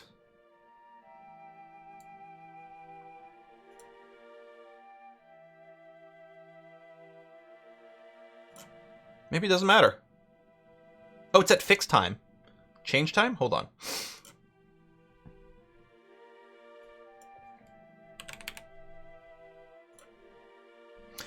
Oh, I see. Well, that's weird, because we want to do it as... Or what I could do is wait until I'm in a higher point and then do this. So in 2,000 seconds...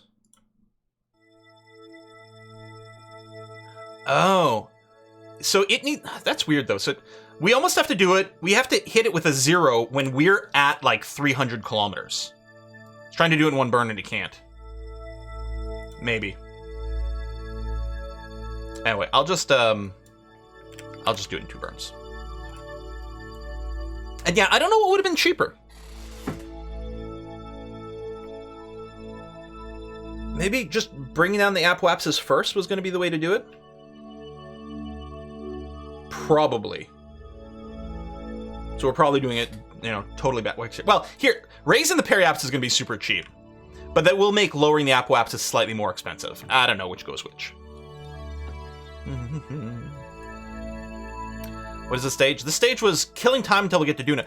Oh my god, it's almost 4. Okay, after we complete this, we're definitely going and finishing the Moho Sphere of Influence. So at least we will be visiting another planet today. We actually have been super productive. We've created so much science, and there's going to be so much more science waiting for us when we complete the rest of the things. All right, let's do that, and then now we're going to change the apoapsis to 305 at the next periapsis. 101. I guess it would have been an interesting experiment. I'd have to like reload the quick save and try the different versions of the burns to see what ends up being the cheapest way in the end. What is that stage? Killing time till we get to doing it. It's a very technical thing, yeah. I mean, we could have just time warped a bunch. We could have just done one mission at a time with a bunch of time warping. Because, like, time doesn't actually... Time has no meaning. Lunchtime doubly so. But yeah, time doesn't cost us anything. Kerbals don't age up. We don't have deadlines for things. I mean, some of the contracts have dates, but, you know, it's fine. It comes back. It's not a big deal. So we can just do one thing at a time with a bunch of time warping in between. The one exception is because we are using life support, then we would have to restock our Minmus base. But if you're playing without a life support mod, then yeah, just do one mission at a time and, like, time warp 5 years in a go. Who cares?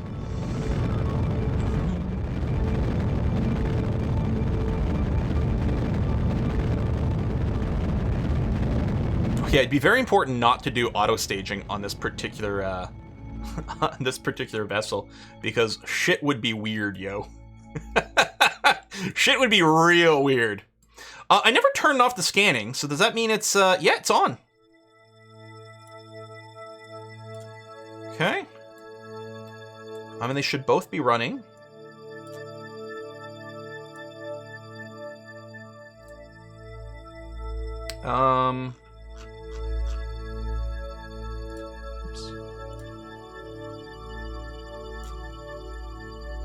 There you go. 2.8% scan on terrain.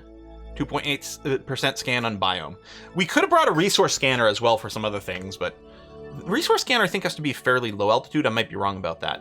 But we're going to start generating that, which is going to be fine. Let's just go in SASU for a second so we stop spinning. Groovy. And then time warp you for a sec, which will lock in the physics properly. Oh, then you'll start spinning again. Uh-oh. I don't like the idea of phantom spin here. Maybe it's just wobble.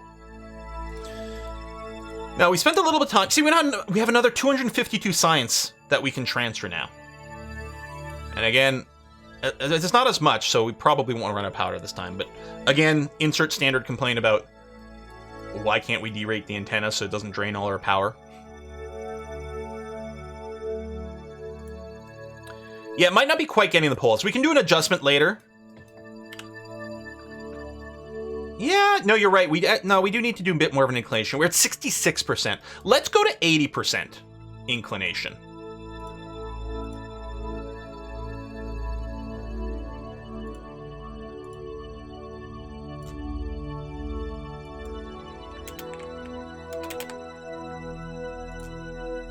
.85 meters per second delta V.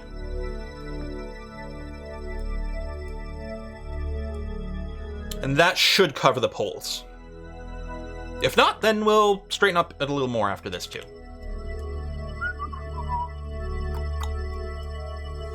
I can't believe this is our spaceship that we're flying around with. It's such a junker of a car kind of look. Or it's like an RV pulling a pickup truck pulling a boat. Is the sort of look we're going for here. It's whiskey and chocolate. 90's not going to be much more either. But you can do it as two burns. Like I think it's exactly the same. Like, if we burn to 80 degrees in one go, or we burn to, and then we burn to 90 later, or we burn to 90 in one go, I think turns out to exactly the same cost. It's the RV from Breaking Bad. Yeah, a little bit of that. Whiskey and chocolate from Penultimo! Hey! Penultimo!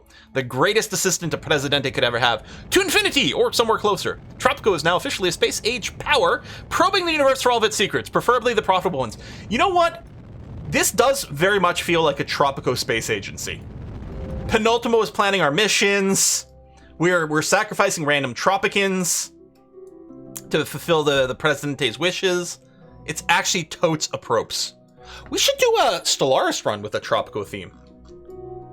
What would that be like? I don't know. All right, orbit's changed. Hopefully we'll hit all the poles. All right, let's ignore you. Let's do a hard save here just in case we bork something really crazy. Bunka, bunka, bunka. And now what we're going to do is we're going to switch to our Moho vehicle, and we're just going to time warp to the sphere of influence change. Dunzo. You could start as vassal now too, that's true. To fix the power issue, look at dynamic battery storage mod. The problem is actually the time-scale generators can't store the power they make, which results in time-scaled consumers not being able to get their large... Oh, interesting. All right. What was this? All right.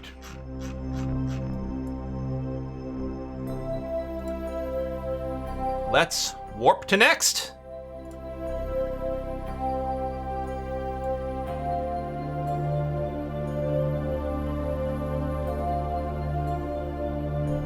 We're spiraling into the sun.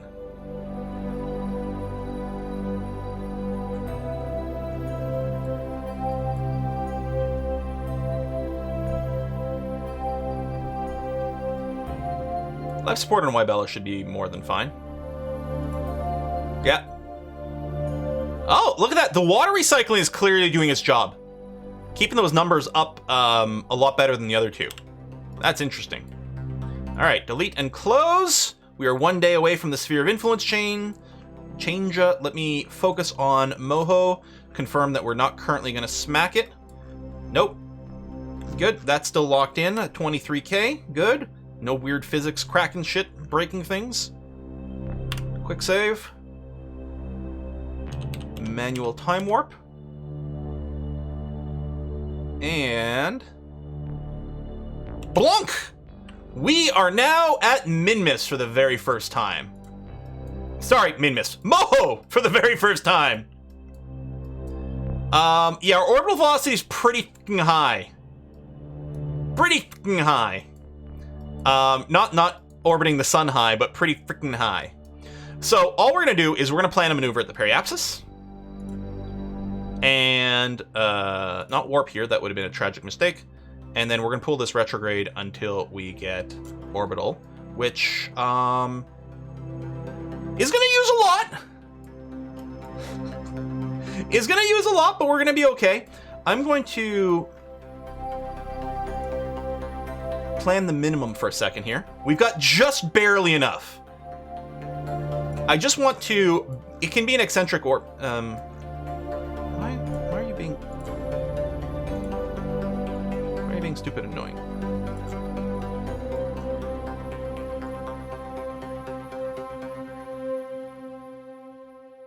Yeah, we are flying by very fast. I'm happy that we're so close to the surface, though, because it's going to make this maneuver a little easier. Just trying to do the minimum to be in an orbit. There we go. 31 puts us in an orbit. Well, I could tell MechJeb to do it, but MechJeb will have, like, a circularization. I don't think it has a... I mean, I guess what I could do is ask it to give me an orbit of 9 million meters. Now that I kind of know what the sphere of influence radius is, I can ask MechJeb to do that. And I suppose if I did that, it might do it at a slightly better spot for tiny microscopic more efficiency. So maybe I will do that, actually. I will ask you, please change the apoapsis to 9,000 kilometers.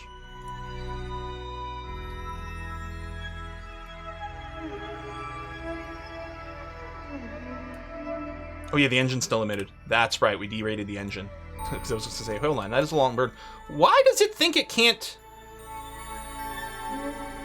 Why does MechJeb think it's going to take a frac ton more to do this maneuver than we just tried?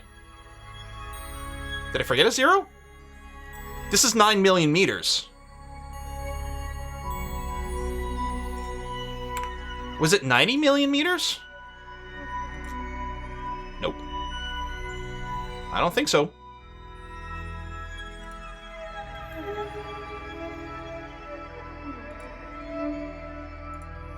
I mean, it says kilometers in that window, but when we were doing it here...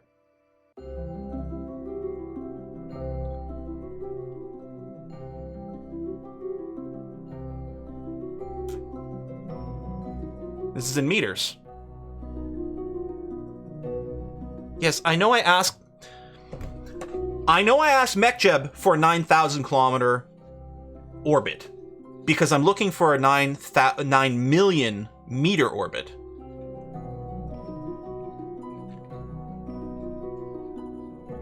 Is that not exactly the same? 9 million meters, 9,000 kilometers?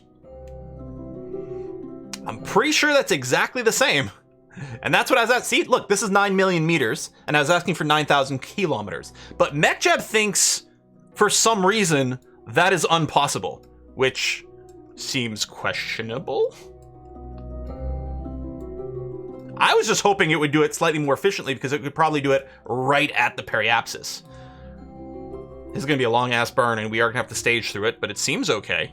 Maybe it's not a stable orbit?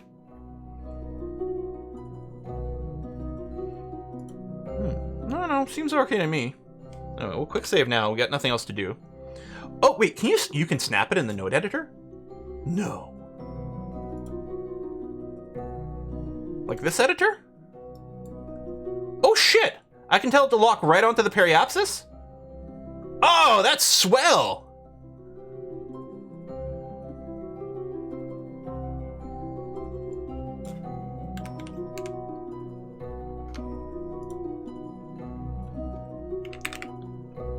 Still going to be... pretty much needs the 3100 and change. Wow. To do kind of anything. It will be 4 million. That's fine. Huh.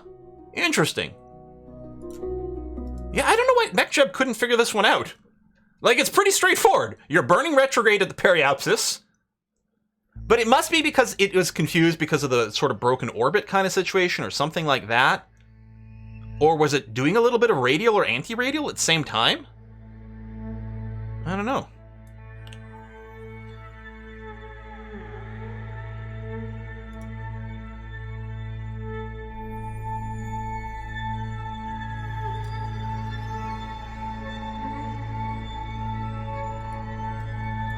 probably just leave auto stage off and just do it manually.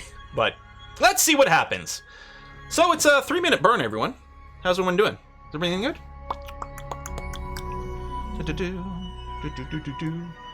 So I guess I could physics warp. What instruments are on this probe? We've got ScanSat stuff, plus some extra atmospheric things. There might be some science we can get in high orbit here that, well, we're always going to be getting back into high orbit, so it's kind of moot. I'm not going to transmit it right now. I'm going to wait until we're done the entire maneuver so I don't run out of power halfway through. So I'm going to have to click the experiments again.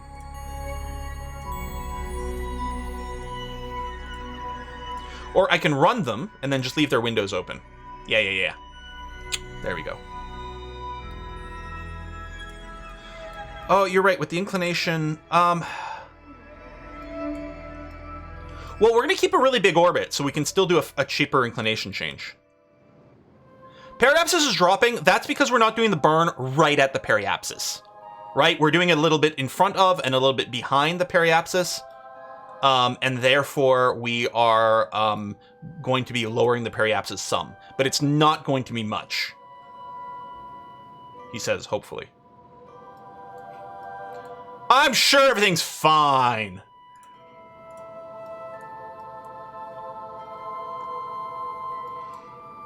It is dropping, but not much. Oh, the auto stage happened! Woohoo! There we go.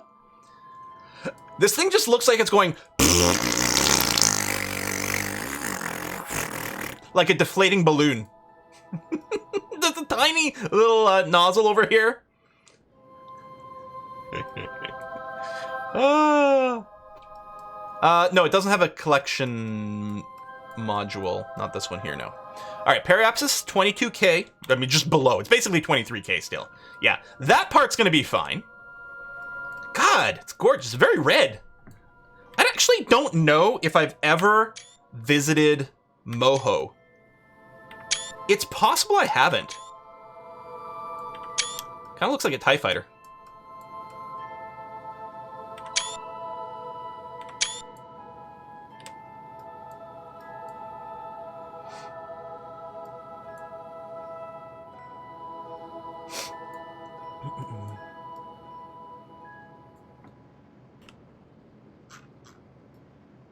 Did the weight change the delta V requirements? No, the delta V, the amount of speed we had to change was the same. Change in the weight changes how much our thrust from our rockets are going to do it. But this calculation here, which is our delta V amount, keeps into account our stage changes and stuff. So the amount of delta V for the maneuver stays the same, and the amount of delta V we had available should be more or less accurate. Need to lithobrate to create the Moho. All right, 500 meters per second delta V remaining in the maneuver to put us at least in an orbit. And the thing is, for some parts of this orbit, we are going to be the correct height for our scanners. So the southern hemisphere could eventually, ultimately, perhaps be scanned by our ScanSat stuff, even if we do nothing else. But we might be able to make a few other adjustments.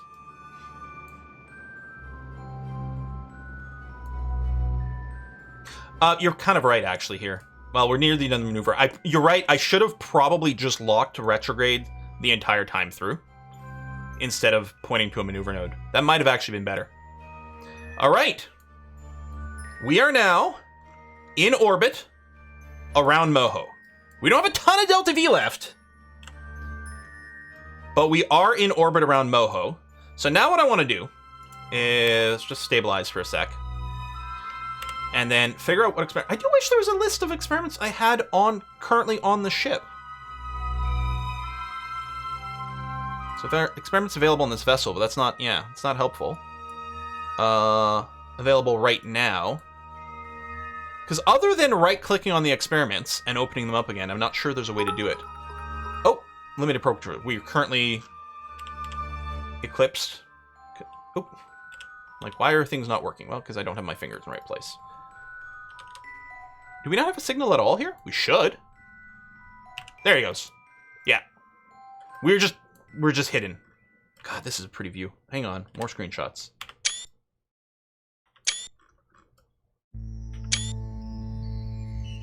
Gorgeous. Okay. So now, if I review the data here, I can now I only get 69% of the value. That's unfortunate.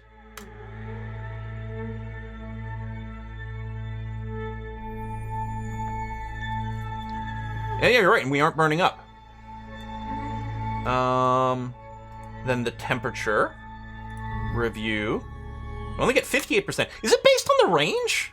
I thought with the temperature we normally got 100%.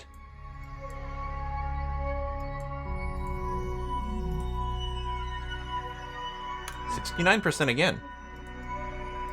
Yeah, so, I mean, we'd get more if we could bring all this stuff back to Kerbin. But that's not really supremely viable here.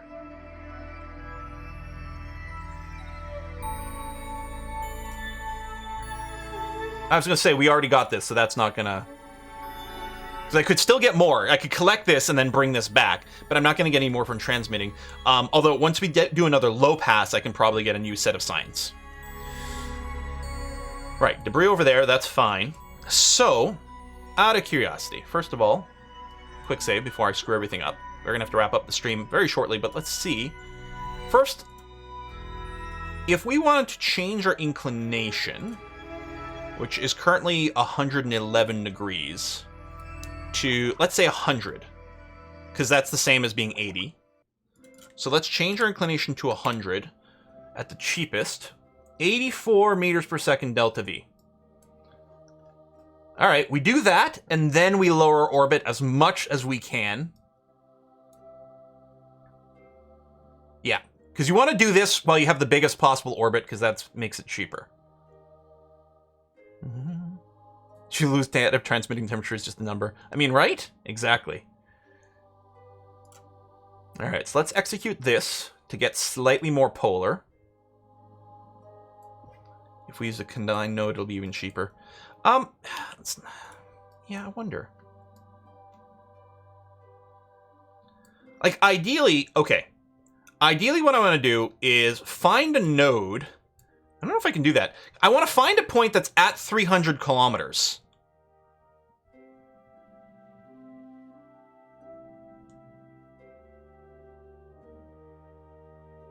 I don't know if you could tell that.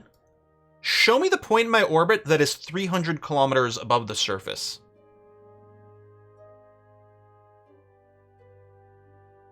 Which is actually pretty much where I am now.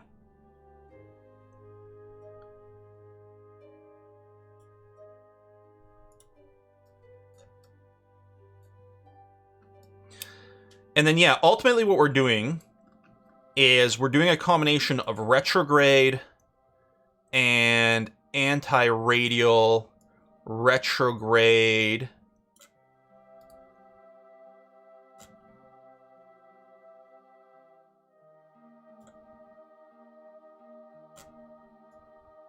Fucking hell, that's, I mean, this is already okay. That's all of our fuel. Could we combine this with a bit of an inclination change at the same time? The answer is pretty much yes.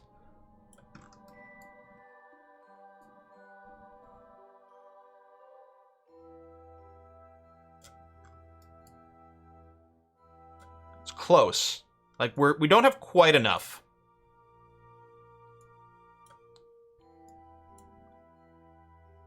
To do it this way. It's close, though. It's interesting.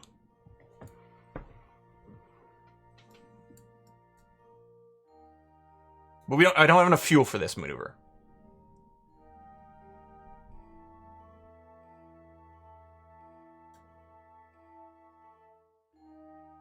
Tell MechJub circularize at altitude. Interesting. Now, we know we can actually get close within 350. Let's see what kind of things MechJub can do.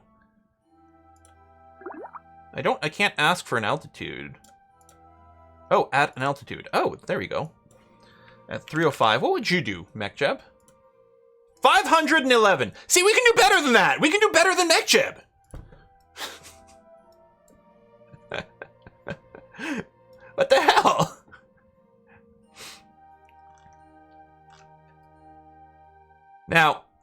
if we plan to maneuver at the periapsis to just drop the apo. Oops.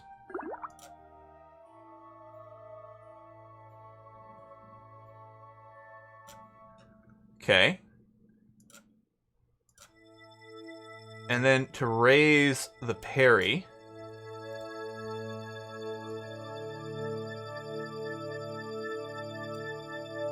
Actually wasn't quite at the right spot. Somewhere around there more. What's the burn of... How do I find out what this burn is? The first one is 174.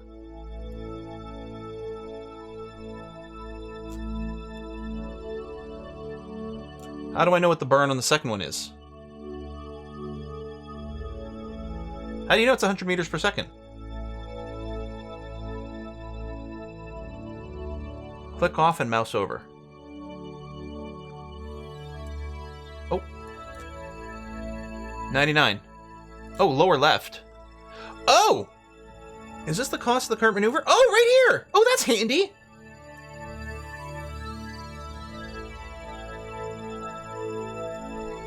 So, for a total of 274, we can reach an orbit of 300. Even though MechJeb said it would take 510. Now, that's in 2 separate burns. I suspect that's pretty good. Let's try the inverse here. I don't know if it makes a difference. But if we start at the apoapsis, add a maneuver to raise the parry.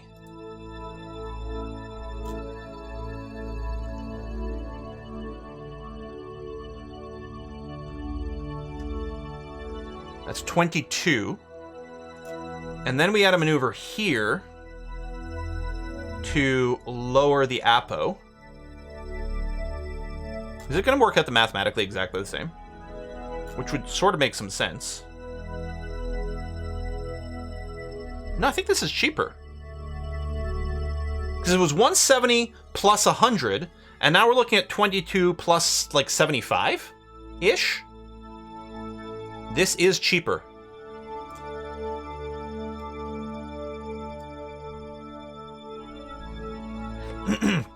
So, okay. Have you worked as a programmer? Yep, that was my day job for a long time. So first, raise the periapsis.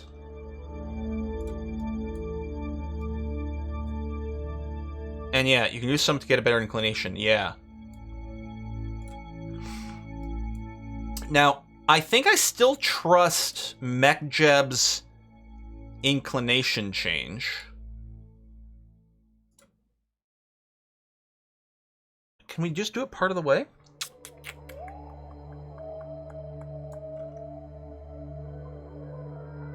Raise peri... Yes, you're right. Raise the periapsis first. You want the biggest possible orbit before you do the change. So first thing we do... Now, I'm assuming this... if I tell you change periapsis to 305, you should correctly do this as a node that costs us 22. Okay, so this is what we're going to ask first. So we're going to embiggen our orbit, then we're going to do the inclination change. No, don't do the inclination change when you're in 305. You want to be a bigger orbit before your inclination change, I'm pretty sure. The slower your speed at apoapsis, the cheaper in the inclination change. You get a slow speed when the apoapsis is quite high, right? And a bigger orbit. Wait, no, we'll be going faster at apoapsis now.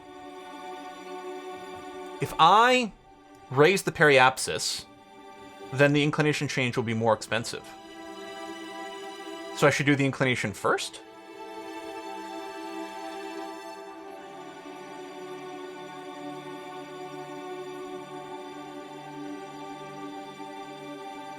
Last. Inclination change is last. I don't think that makes sense.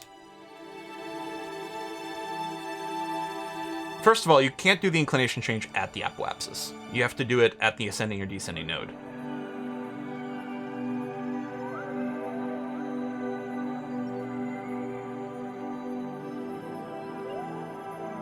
Oh, I can chain maneuvers. Okay. So if I do this first and then ask for change inclination to this and create this node, 84, it's the same cost. Wait, hold on.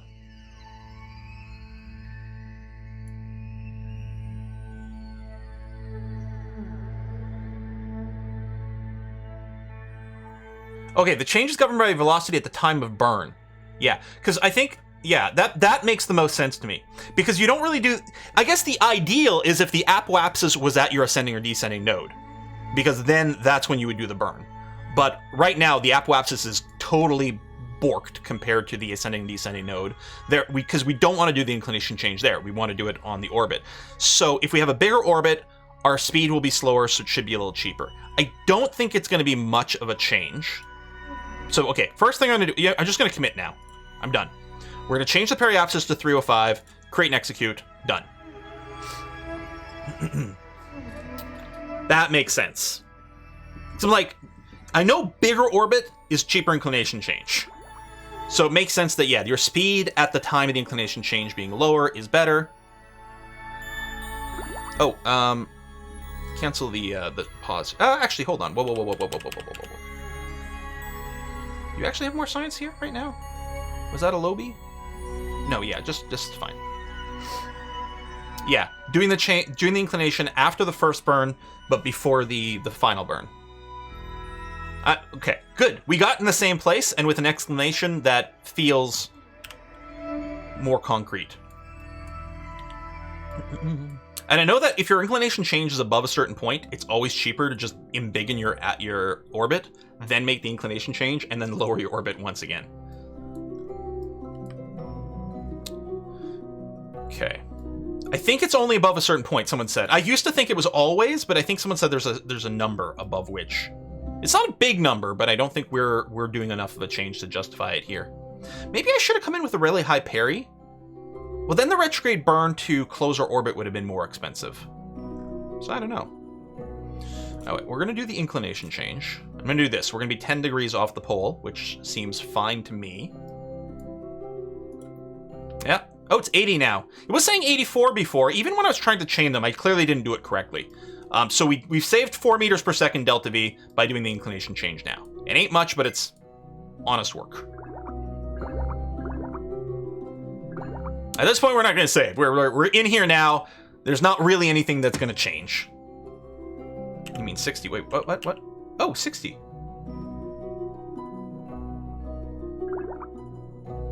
Didn't it say 80 a second ago? Was it originally 84 and then it was 80? Did it go 60? Oh, 80 was speed. I was looking at our orbital speed. Ah, thank you.